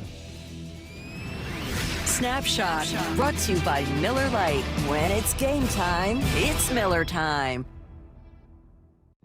Yeah, you know what you can get me, Pee-wee? What? El Hombre. That was a catastrophe. I know. That's a new low. Roz is better. El Hombre. The natural meets Rudy meets. I don't even know how to describe it. El Hombre.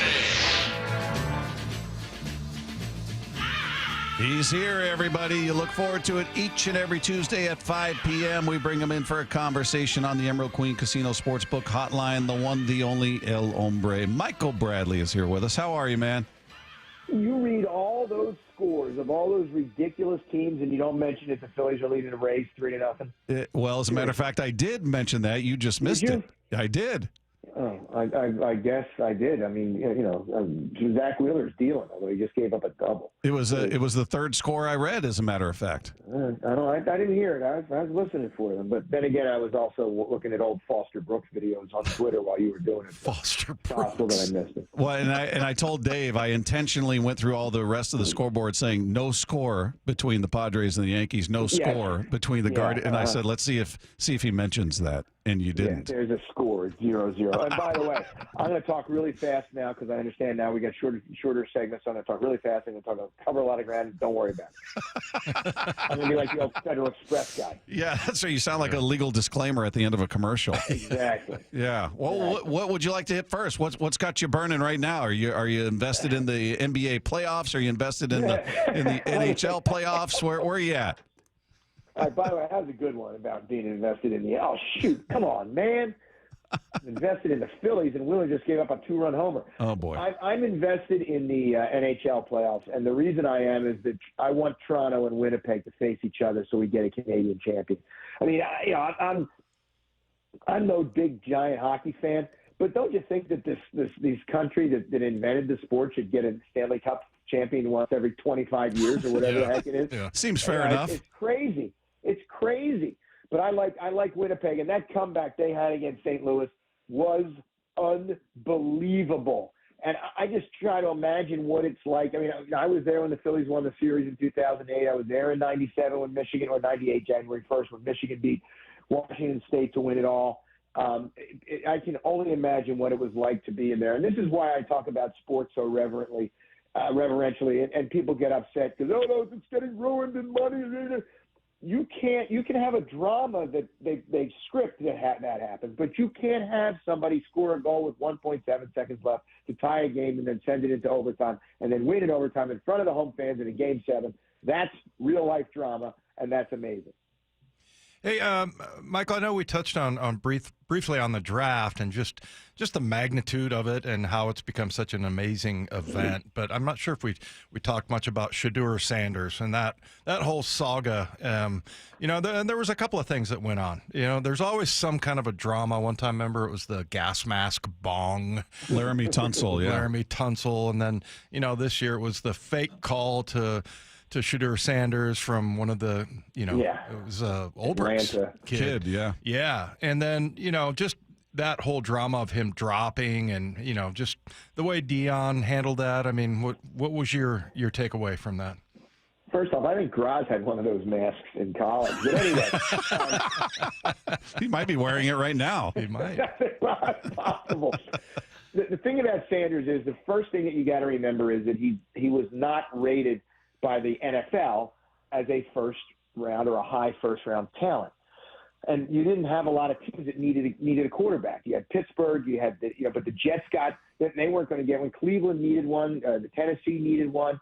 But once he got past the first round, then you start to say, will this guy be a quiet and team-oriented backup quarterback? And you couldn't answer that question, honestly. Yeah. So as a fifth rounder, he can't come in with any kind of sort of like, look at me. If he comes in with that, and I'm the Browns, I cut him. Because I don't need that. I've got Dylan Gabriel there in the third round. He's got to come in. If I were he, I'd wear the rattiest T-shirt and pair of sweatpants I got and get in there and just get in. You go right to the weight room and start working, or right to the film room and just keep his mouth shut. Because if I'm Cleveland, he comes in with expectations and trying to be somebody who deserves something. I would get rid of him immediately. Speaking of the draft, we saw that Washington, D.C. was awarded the draft for 2027. It'll be in Pittsburgh next year, and then the following year it'll be in D.C., and they were saying they expect it to be over 1 million in terms of a total attendance, well over 1 million. The record, I think, is from Detroit. Year before last, it was like 750,000 or something like that. But the idea that they're going to have over 1 million people showing up to this thing, it still just buckles me every time I think about it.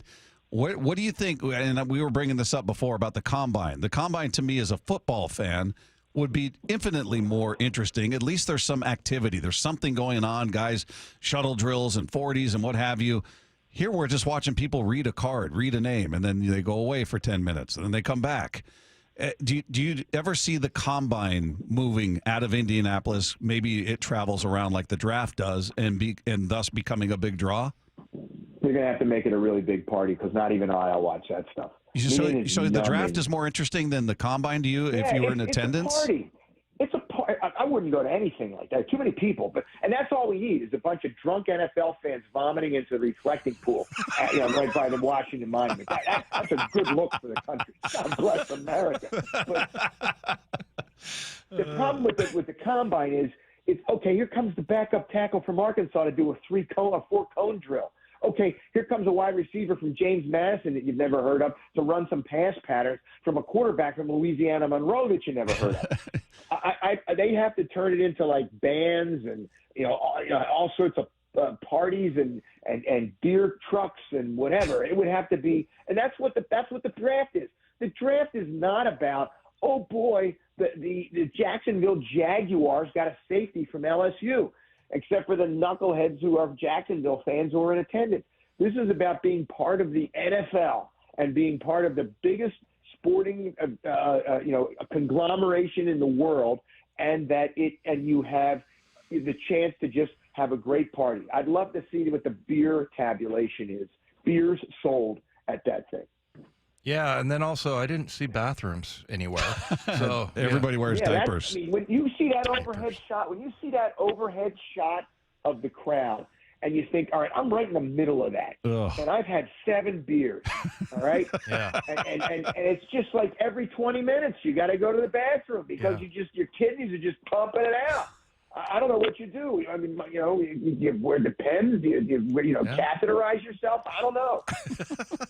Oh God, that's way too much of a commitment. That's not a good one. Yeah. How'd the draft go for the Eagles? I mean, I know every year there's like somebody has a story or something, and it sounds like Howie Roseman obviously is doing a really good job and had a pretty decent draft that everybody was. What we had here, El Hombre, was a complaint-free draft, and that's for the first time in a long time. Because they picked an offensive lineman. But how did it go there? Meat and potatoes. They needed people in the middle of the defensive line. They needed an edge rusher. They needed a linebacker. They needed a safety. They needed cornerback help. And they did what they always do. They drafted a bunch of offensive linemen. They didn't draft receivers. I think that maybe they drafted one guy. They didn't draft running backs. They didn't draft a tight end. I don't think they drafted a tight end. They went for the needs. They didn't go. Other than Jihad Campbell, where they moved up one, the maneuvering was done in the mid rounds, and this was one of those things where they said, we like our team. Let's fill in the gaps and let's move forward. Yeah, the draft kind of fell to them, right? Because it was like a meat and potatoes type of draft. So and that's how they build their team. Yeah, and Howie Roseman is somebody who loves to trade around. He's got 9 picks next year, and he's going to be moving. And the reason he likes those picks is if there's somebody in the second round that he wants, or as you saw when they moved from 32 to 31 because they were afraid somebody else was going to go after Campbell, they have an extra pick, go get it. Trade a first and a fifth, that's fine. Now they pick up a 6th for next year. Now they're going to turn that and a 3rd into a 2nd. That's just how he rolls, and that's a great way to go. He's doing a great job as a general manager. By the way, I laughed about the NBA and not paying attention to it. I am sort of out of the corner of my eye. But is there anything better than watching James Harden once again totally crap out in Game 7? When will teams stop paying him exorbitant amounts of money? It's absurd. He can hit threes. That's what it is. He's a loser. He doesn't play defense. Look at his stats in Game 7s.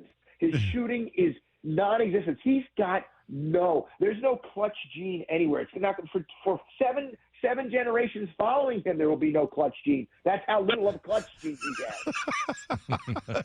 It's going to be absent for generations to come. That's terrible.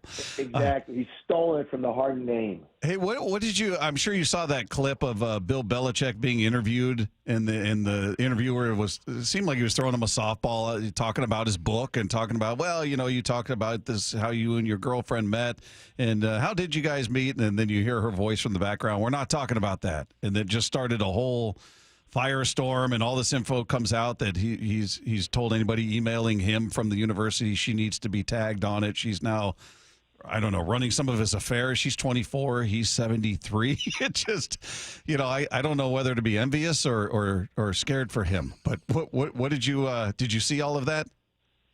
Oh, yeah. Well, first of all, in terms of the 73 and 24 thing, te salute, Don Corleone, right? So it's like, if $1 million is just pocket change, it's just, financing, te salute, Don Corleone. You're 73, you're dating 24, I salute you. Yeah. That's the first thing. I don't know whether or not just to sit back and get the popcorn and watch this entire thing go up in flames, or to start feeling sorry for him. Because it's really clear, right, that his brand is getting completely deteriorated by this whole thing. He wanted to get back in the NFL and break Don Shula's record for career wins. That's what he wants. No NFL team's going to take him now. He looks like a confused old man who's got some woman sitting there telling him what to do.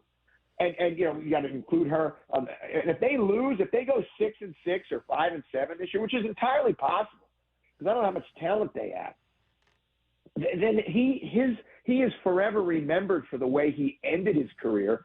And people start to say, yeah, it was Brady. It wasn't Belichick. He's a smart guy. Yeah. But, this is hilarious. He can't tell where they met. She's walking around saying, working on his brand. He went out and he hired a public relations consultant because he's in so much trouble publicly that people don't know what to say about him. So he's trying to get the best thing that can happen to him is that game against Texas Christian on Sunday, August 31st or whatever day of the week, month it is, so we can talk about football with him rather than his crazy personal life. Yeah, I wonder if he's going to be the same in college as far as like the one-word answers. On to the next game, he's just. Well, if he wins some, yeah, but if he doesn't, he's got some explaining to do. It's too bad though. I read The Education of a Coach by David Halberstam, and I grew to love Belichick. If you read his story, How is that book? I need a football. I'm planning out my next 4 or 5 books. And I need a foot. I can't stand the Patriots. Will I be able to get past that? Halberstam's amazing. Yeah, no, he is, and unfortunately, he died in a car accident at Stanford. He was doing an interview down there, and I thought he was brilliant the way he put it together. But yeah, you end up liking Bill Belichick. There's no question about it. It just and my friend Mike Mayock, who was the general manager of the Vegas Raiders and played for Belichick when he was on the Giants, when Belichick was the defensive backs coach, says nothing but great things about him. Yeah, he says he's a great guy. What you see in front of the camera is completely opposite of who he is. Yeah. Yeah, I recommend the book, definitely. But, I just having that much respect for him, and it just, this whole thing with the 24-year-old girl, it's just not right. Well, the video just didn't help. It just sounded like she's calling the shots, and he didn't really say anything in response to her remark. It wasn't like, him taking charge, like, no, I got this, I'm fine, don't worry. Or he just kind of looked at her and looked at the interviewer like, well, you heard her. Yeah, she's in charge. Before we go real fast, are you guys off the ledge about the Mariners yet? They've won 8 series in a row. We're feeling pretty good, and you've got 174 runs. You're one of the most potent teams in the American League. Isn't that crazy? Amazing. Who knew? You were moaning about the fact that you didn't make any big offensive additions in the offseason. And they got a ton of injuries too. How they're doing it is borderline amazing because the pitching staff has not been close to what they were last year. You're missing 2 of your 5 starters. They rank in the middle to lower half of the league in all the pitching stats, and their offense is top 10 in most categories. It's not what anybody expected, but they're winning. How they're doing it, I'm not entirely sure. We're going to take it, though. We're going to roll with it, Michael. Enjoy the ride, man. Enjoy the ride. Heck and watch out for those surging Sacramento A's. Watch out. Oh, my goodness. Oh, goodness. Playing in a minor league park. It's weird. It's weird, but we're having fun with it. He is El Hombre, Michael Bradley, with us each and every Tuesday at 5 o'clock. You find him here, or you can find him on Twitter at Daily Hombre. At Daily Hombre on Twitter. Michael, we appreciate you, my friend. We'll do it again next week. So long, suckers.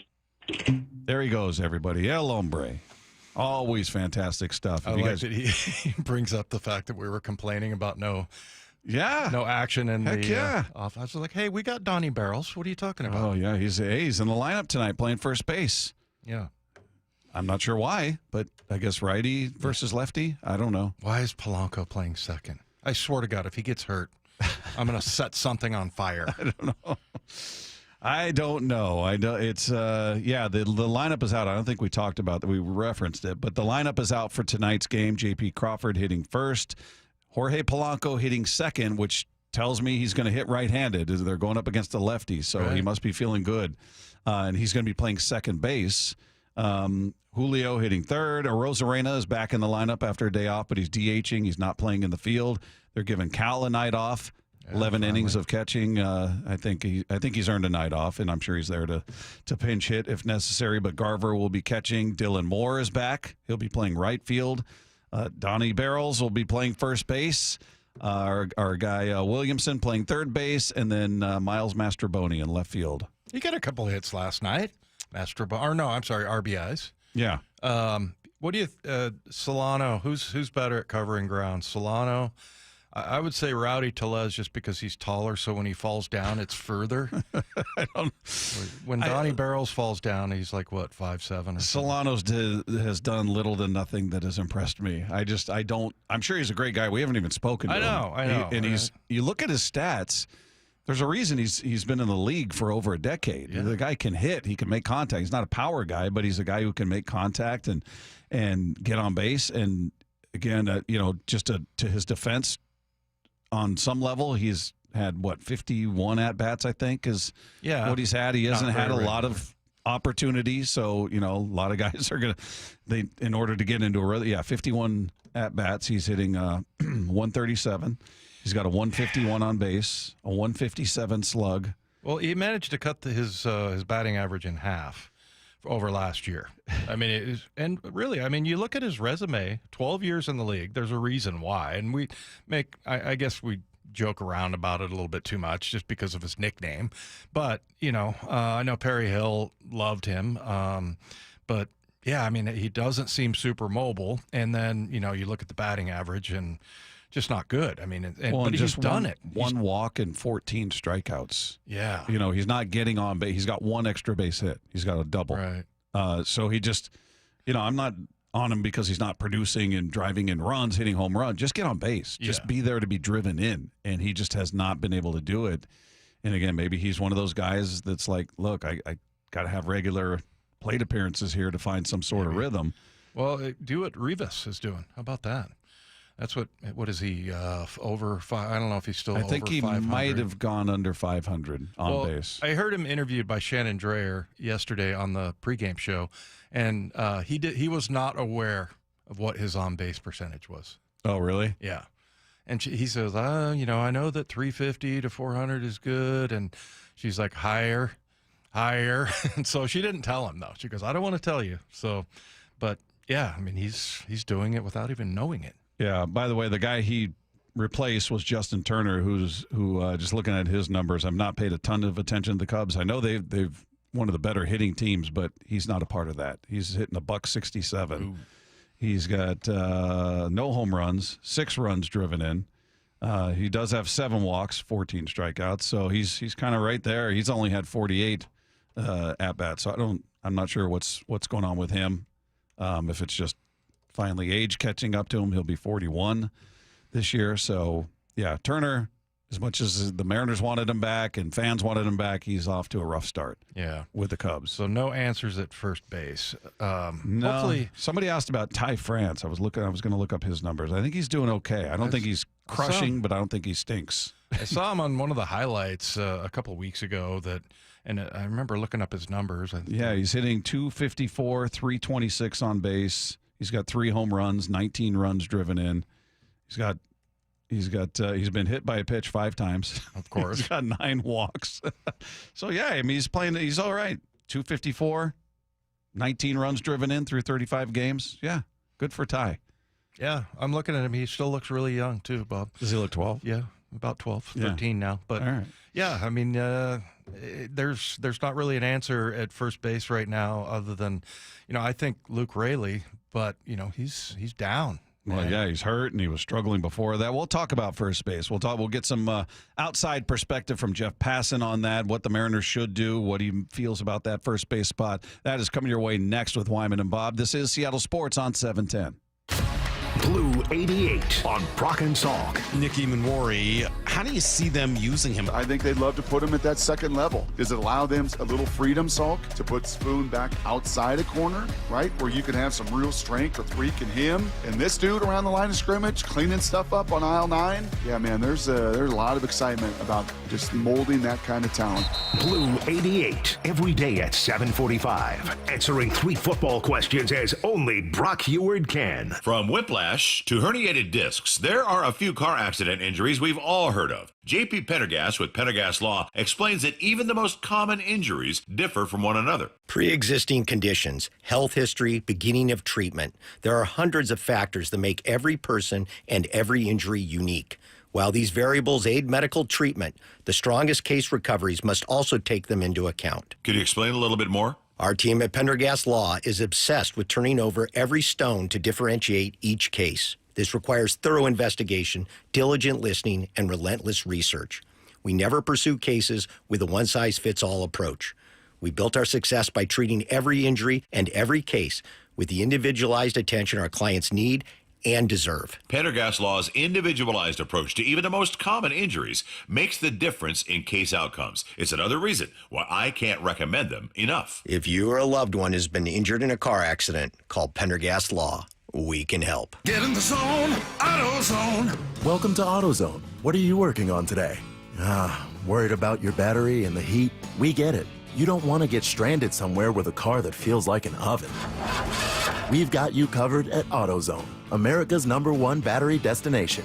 Our free battery testing and charging service can help. And if you need a battery, we'll help you find a new one, no problem. Power through with free battery testing and charging at AutoZone. Get in the zone, AutoZone. Restrictions apply. Get ready for Camping World's Red, White, and New Trade event, May 15th through the 18th. Get the highest value for your RV guaranteed during the biggest RV trade event of the year. Shop the best RV deals in America with new RVs starting as low as $92 a month. Get ready for the holiday weekend with up to 45% off grills and 25% off product installation. Plus, we'll have free hats, free propane refills, free food, and fun for the whole family. Don't miss the incredible Red, White, and New Trade event, May 15th through the 18th at your local Camping World. Details and disclaimer. Need a break from everything? Escape to a place where anything is possible and the fun never stops. At Silver Reef Casino Resort, you'll discover world-class dining, championship caliber golf, and so much more. Come join the fun and see why we've been consistently rated one of the region's top destinations. Visit silverreefcasino.com to book your stay and discover all the exciting events and promotions we have in store for you. Silver Reef Casino Resort, located off I-5, exit 260. Find out more at silverreefcasino.com. Dave Wyman here for Harley Exteriors, a local company serving all of Western Washington for 23 years. I'm excited to work with Harley Exteriors because they're my type of people. I met with Ray, Chris, and Nick at my home recently about getting our windows replaced. We've been in our home for over 20 years, and virtually every window has a broken seal. We talked about Harley Exteriors and their exclusive, high-quality Eurovinyl Olympic Series window. It's manufactured right here in Washington. They're designed specifically for homes in the Pacific Northwest, helping to maximize energy, efficiency, and beauty. It's a window you can trust to last the life of your home. It's very affordable with options like 0 payments and 0 interest up to 12 months for qualified buyers. And through May, buy 3 windows and get 1 free. Harley Exteriors are big fans of the station and they're excited to work with our listeners. Get in touch with Harley Exteriors for windows, doors, and more in Puget Sound. Call 833-HARLEY, HARLEY, or go to harleyexteriors.com. We are Seattle Sports, the home of the Seahawks, Mariners, and everything Seattle sports. Watch your favorite show live at seattlesports.com. Comcast Business is celebrating Small Business Month by giving you a $1,000 small business bonus when you switch to a qualifying gig speed package from the company with over 99.99% network reliability. Just imagine the thousands of possibilities of a $1,000 prepaid card. Like possibility number 1, company merch for staff. Styling. Or possibility number 24, the latest software. Upgrade. Or possibility number 192, new equipment powered by gig speeds. Or possibility number 555, a 3D printer. Rapid prototyping, anyone? Switch to Comcast Business for over 99.99% network reliability, advanced cybersecurity, and now get started with a $1,000 small business bonus. Comcast Business, powering possibilities. And 6/22/25. New customers only with 2-year agreement. Other restrictions apply. Are you trying to buy a new home, or are you a local real estate agent seeking financing for a client? We're all tired of dealing with banks, credit unions, and endless guidelines. Wouldn't it be nice to go back in time when we had common sense lending? Hi, I'm Scott Rureka, CEO of Legacy Group Capital based in Bellevue. We are one of the largest local private portfolio lenders in Washington. We've helped thousands of home buyers and real estate investors reach their financial goals by leveraging the Legacy Common Sense borrowing platform. What that means is we lend our own money, we make our own decisions. If your deal makes sense, we'll get it done. Whether you're purchasing a new piece of real estate or refinancing an existing loan, bridge loans, construction, or regular home loan, it doesn't have to be as difficult as banks and lenders make it. If you're trying to grow wealth through real estate acquisition, come talk to the experts in private lending. Call 425-635-4700 or LegacyG.com. Legacy Group Capital, your common sense lender. LegacyG.com. Wyman and Bob. From the Quantum Fiber Studio. Weekdays 2 to 7. On Seattle Sports and 97.3 FM HD2. Our thanks to Michael Bradley, El Hombre, who joined us in the previous segment. In case you guys are just tuning in and missed that conversation, you can find it on the podcast page after the show at seattlesports.com. Meanwhile, we touched on this with Charlie and looking at the first base situation. ESPN put out their power rankings, and then they gave a little area of concern for each team in the power rankings. And for the Mariners, it was first base. Talking about what, the production they haven't got, what's not happening there. Who was opening day start first baseman? Was it Tellez? Who was? I think it was, right? It did what? Opening day first baseman for the Mariners? Yeah. It was Tellez, right? I think so. Sorry to interrupt your conversation. Yeah, we have important business to discuss back there. Is there a little powwow happening back there? Oh, right. Yes. Sorry to interrupt. We learned about one of the greatest names in college baseball history. So Brady had a teammate. What was it? Pudakorn what? Pudakorn Ugarich. So we're looking up what he's up to right now. That's his first name is Pudakorn? Yeah. And that just took a utmost pressing concern. Baseball, they just call him Pooty? Yeah. Yeah. Okay. Brady reliving his glory days. I'm back 90% sure that Brady made that story up. Brady's just looking for attention and conversation. No. Yeah. That never happened. He's just trying to that person doesn't exist. He's trying to get Matt a reason to speak to him. So, by the way, Matt doing some great work today. I got my notepad here that I write my thoughts and feelings down on, Bob. Yeah, or your my feelings.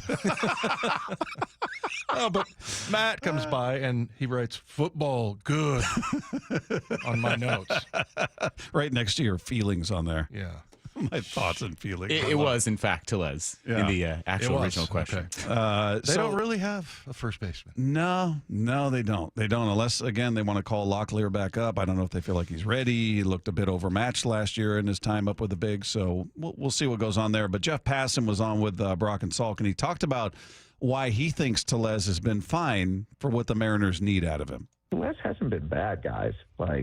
He's hit home runs at least. And when you have a lineup that right now, it's like you're getting the on base from Polanco and Crawford, and even like guys like Leo Rivas and Mitch Garver. Like when it comes to those secondary guys, I think it's reasonable to want them to be good at one skill. Like these aren't the guys who are hitting 1, 2, 3, 4, 5, even 6 a lot of times in the lineup. Do one thing well. And, hang your hand on something well. And Rowdy Tellez has provided some power this year. Some. So, I mean, he's basically talking about the other guys have really stepped up, and Polanco and JP and even Garver's on base. Garver quietly having a bounce back year. He's not huge. He's not lighting it up with home run after home run, but his numbers are respectable. Whereas last year, you just felt like, why? Kind of how I feel about Donnie Barrels right now. Like when he'd step up to the plate, I felt like, well, here's an out. Yeah.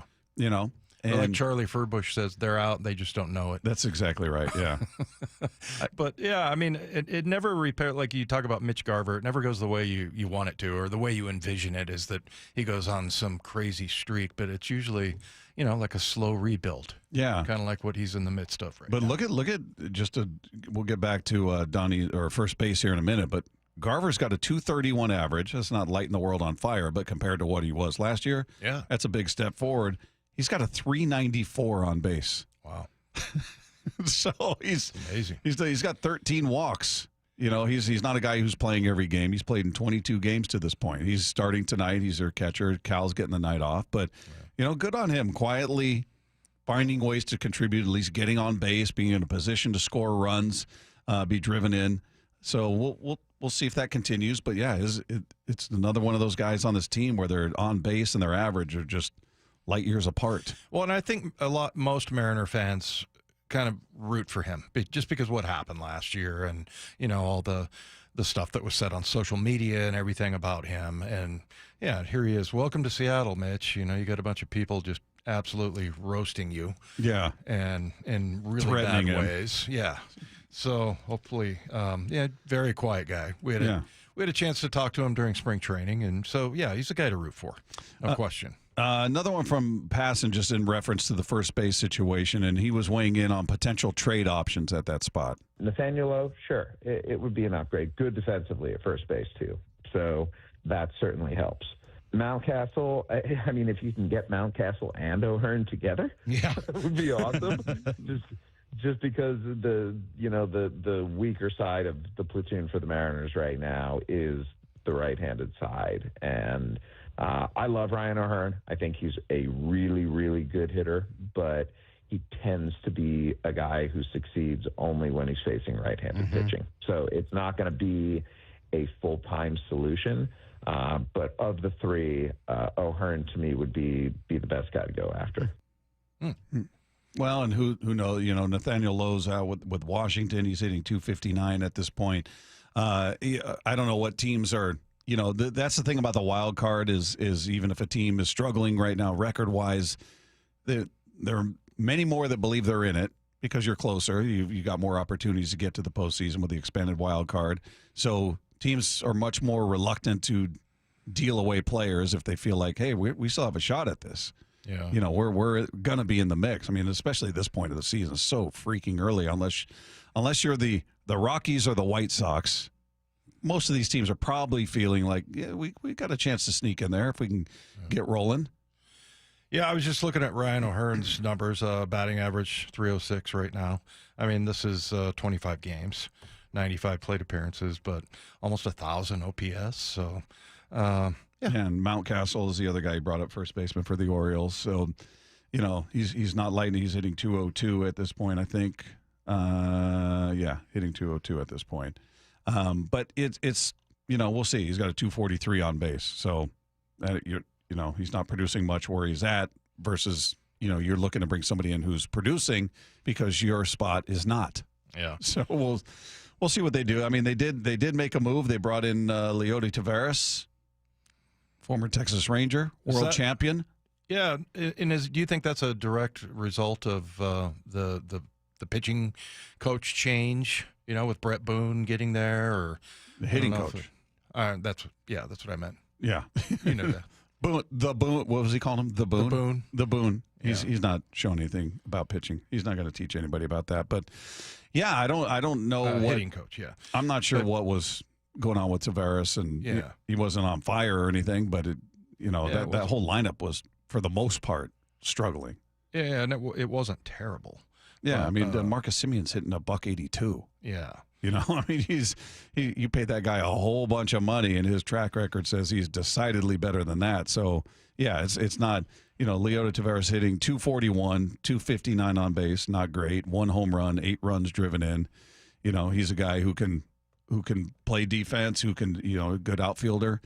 See if he can get the bat going, how they use him. Is he just going to be a spot guy? Is he a depth guy? Is he insurance in case Rosarena's hamstring flares up, or I'm not sure what they have in mind for him. Yeah. Well, speaking of Brett Bone, I mean, the more we talk about it, the more it's like, if you can be a good hitting coach in Major League Baseball, you might be like the most valuable commodity. Because, and it's kind of interesting, I think we were talking to JP about this, that, it's not like this guy has to have had a bunch of time spent coaching in Major League Baseball. It's just that if you were really good at it, you were a really good hitter as a player, and you can put that into words somehow, the right words, you can just, you can just walk into a job that people have waited for, dozens of years to get to. So, it's very interesting from that regard and how much different that is from football. But, it just like JP was saying, I mean, if you can just unlock a guy, say the right words, say fewer words, whatever. I mean, and that's kind of what we're on the other side. We're looking at with Bryce Miller right now. He's going through that very thing where he needs somebody to say the right words, or he needs to think certain thoughts, because we know he has the ability. It doesn't sound like he's overly injured. He said, "Oh, my back's tight and this and that," but I'm not saying he's making excuses for himself. I think you're calling him a damn liar. No. I mean, I'm sure he's feeling that, but don't you think if he's out there just lighting it up, he's probably not even feeling it. Well, he's not going to mention it either. Yeah. Yeah. Exactly. So hopefully he can get out from between the ears and somebody can show him something that just clicks, whether it's mechanical, whether it's a piece of advice. Here's a look at this video. Look what you did here versus what you're doing now. Something that just oh, okay. We'll see. Meanwhile, if you missed any part of the show or you just want to go watch things over again, you can check out our Wyman and Bob channel on the Seattle Sports YouTube page. Yes, Seattle Sports has a YouTube page, and there's a Wyman and Bob channel. You can search for Seattle Sports on all social media platforms. We're on all of those, whether it's Twitter, Blue Sky, or X. Sorry, people. It's funny how people get bunched up. It's called X now, Bob. You know what I meant. Twitter, X, same thing. No, come on. Yeah. It's always going to be Twitter to most people. Yeah, I'm going to keep calling it Twitter. Yeah. Sort of like when I was saying there was no score between those teams, and El Hombre was on the other end. With it, man. 0-0 is a score. But yes, we're on all social media platforms, and any conversations, interviews you missed, they're all right there, and it's all free. It's right there. All right. We learned that one of us on this show might have to retire. Uh-oh. We'll find out what we learned. Coming up next with Wyman and Bob. This is Seattle Sports on 710. Brock and Salk. Straight from Pierre, South Dakota, Brock. Gray, good morning. How are we feeling today? Super excited to be a part of the Seahawks.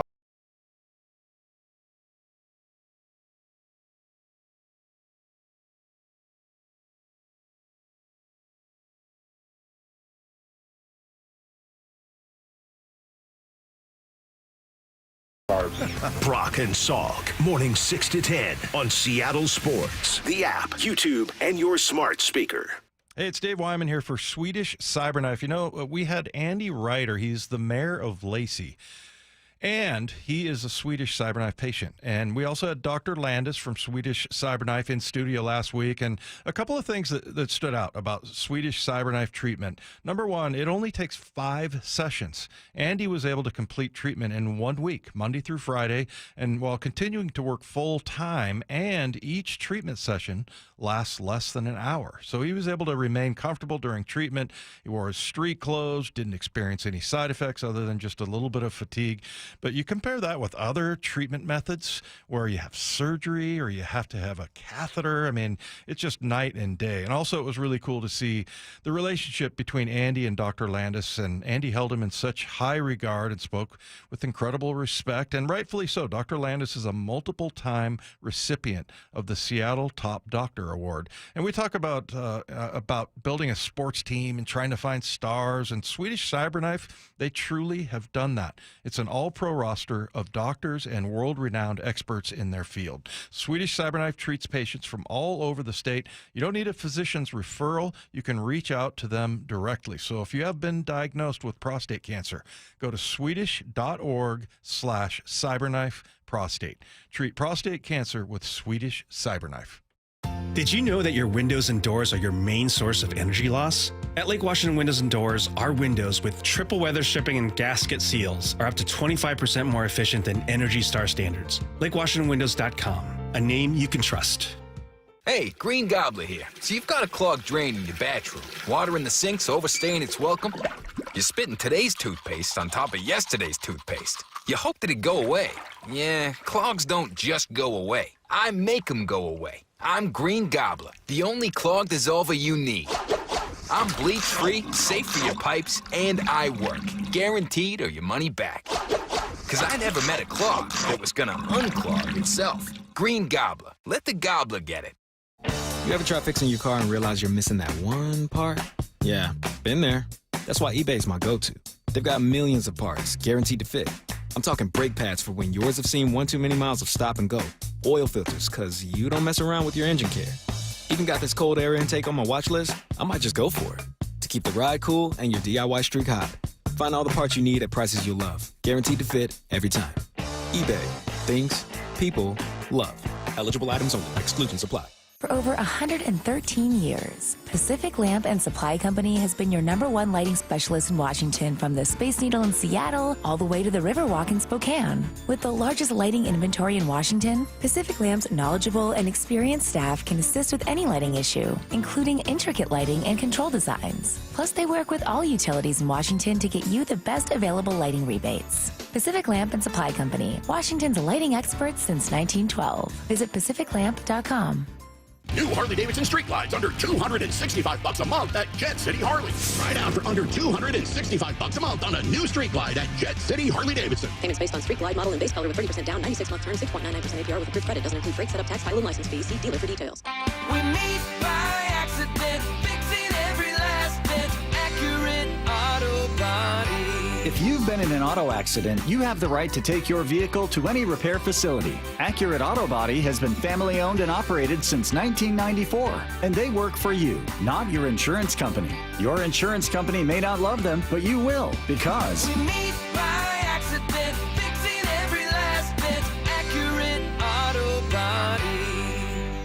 Subscribe to the Seattle Sports YouTube page to find new and exclusive content from your favorite shows and personalities daily. Just head to YouTube, search Seattle Sports, and click subscribe. We've all been there. Sleepless nights, mind racing, wondering if your business's security service is really protecting what matters.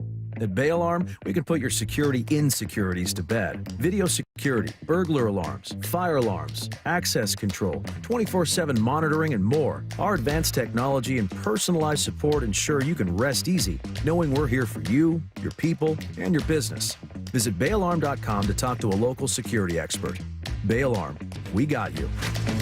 Mike Salk here, and luxury awaits at Snoqualmie Casino and Hotel, where comfort meets elegance. And this summer, you can experience the breathtaking Cascade views, the world-class dining and entertainment, and elevate your next getaway by combining effortless style with the utmost relaxation. Plus, Snoqualmie Casino and Hotel's award-winning outdoor summer concert series is back with amazing artists like Hanson, Austin Jenks, Melanie Fiona, and POD. This summer, overlooking the beautiful Snoqualmie Valley, snocasino.com for tickets. Seattle's closest is now Snoqualmie Casino and Hotel. Well, this week's First Mark Challenge victory goes to Roger. Roger, why did you call First Mark Insurance? Over the last several years, my homeowner's insurance policies just kept on going up and up and up. For years, it was $1,100. Last year, it was $2,500. And this year, $5,000. That's what got me to call First Mark Insurance. Were they able to save you any money? Absolutely. Within a couple of days, came up with a proposal that blew my socks off. It was an amazing amount of reduction in cost. Did they improve your coverage while saving you all that money? They did both. The coverage is better and the cost is substantially less. It's half as much as I was paying last year. Recommend First Mark to anyone who is looking to get better coverage at less cost. Well, Roger did it, my family did it, and you got to do it, and it's totally free. Take the First Mark Challenge and see how much they can save you and how much better your coverage will get. Maybe you will be our next First Mark Challenge victory. Just go to firstmarkinsurance.com. First Mark Insurance. They work for you. This is a house of learned doctors. What you just said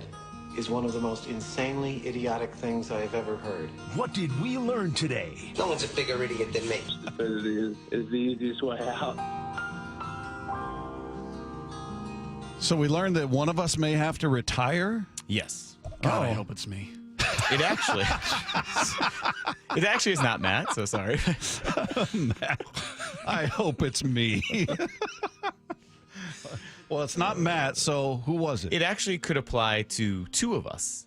Could be me or Charlie, so we could start with your preference. Is there one you want to hear first about why one of us has to retire. Any order you want. Okay, Let's just get yours out of the way. Oh, okay. Not like that one. Actually, in this, you'll hear Matt laughing very loudly. But Dave complimented me twice in like 20 seconds, so it's never going to get better. So I learned that I'm going to have to hang it up. You after walk today. out on top. I'm walking out on top. There you go. That's what we learned today.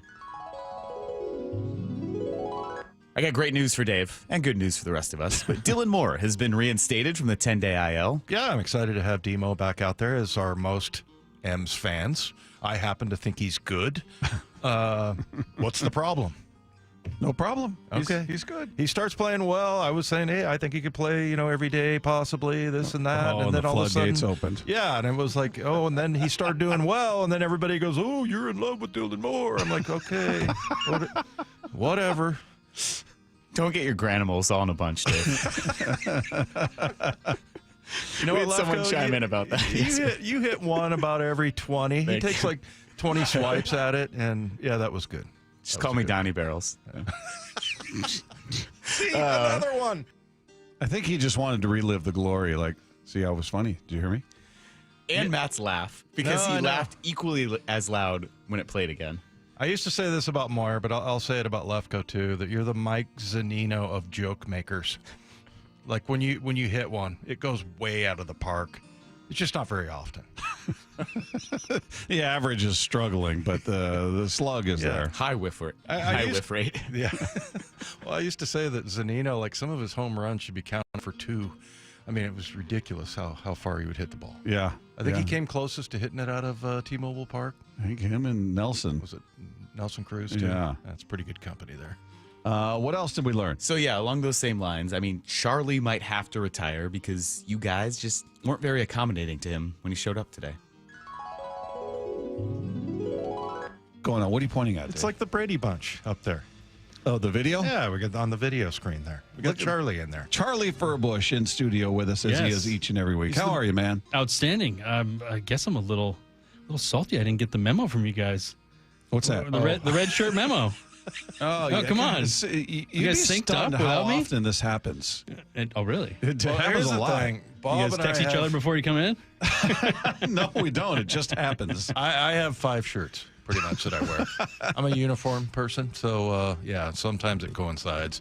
Bob and I with our muted tones. Yeah, as Groz would say. Yeah. I used to make fun of Groz's loud shirts that he'd wear, and he'd go, "Whoa." You mean like kind of like Charlie's? Yeah. Yeah, there'd be a lot more color. There's a lot of there's busyness there, but Groz would have some neon happening, and I would make fun of it, and he'd go, "Well, you and your muted tones."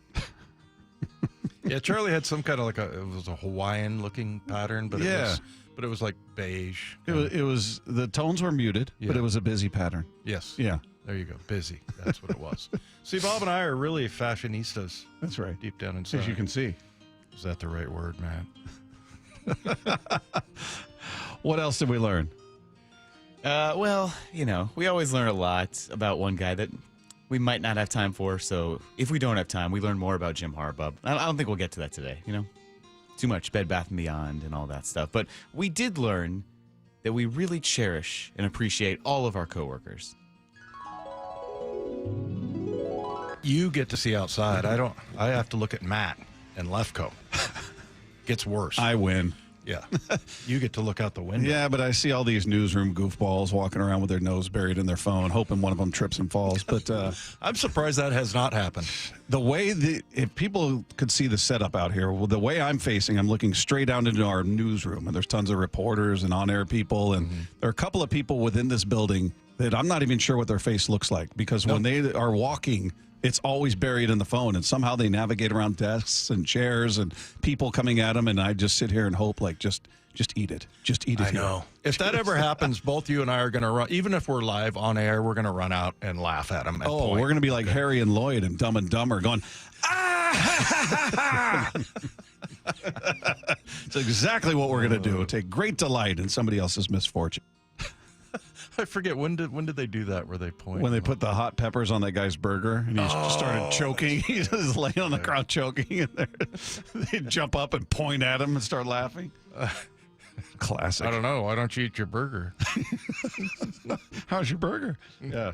Classic. Classic scene. That's classic cinema, Matt. You like True Dumb and Dumber, classic. didn't you? Oh, yeah. It's classic. Okay. Lefko, you're in on that one too? All right. Yeah, it's very juvenile. We all loved it. They do not wear muted tones when they show up in those tuxes. No, they do not. Those are not muted at all. You know what? I got to say, that kind of looked like the tux I wore at my junior prom. Which one? The orange one or the baby blue one? Yeah, it was the baby blue. Oh, boy. Awful. Absolutely awful. Did you get up to the bar and say, I'm going to put up my vibe? Yeah. Did we learn anything else? Yeah, we learned that Dave got hit in the head a lot. So I was running down on kickoff because I was a freshman, and I just got obliterated. Like the guy in front of me disappeared and went to block someone else, and I'm like, sweet, yeah, and I'm running down the field, and all of a sudden I just got like entirely ear-holed by, and then the guy on the other side. Yeah, and I was like, picture Dave running down the field. Yelling sweet. Yeah, there you I'm go. free. There's I'm an free. image for you. All right, that does it for us. Want to thank our guests, Jon Morosi, Matt Brash, Charlie Furbush, and El Hombre. If you missed any part of it, head to seattlesports.com. You're going to find it right there. Mariners and A's Game 2 coming your way. We'll talk to you tomorrow with Wyman and Bob.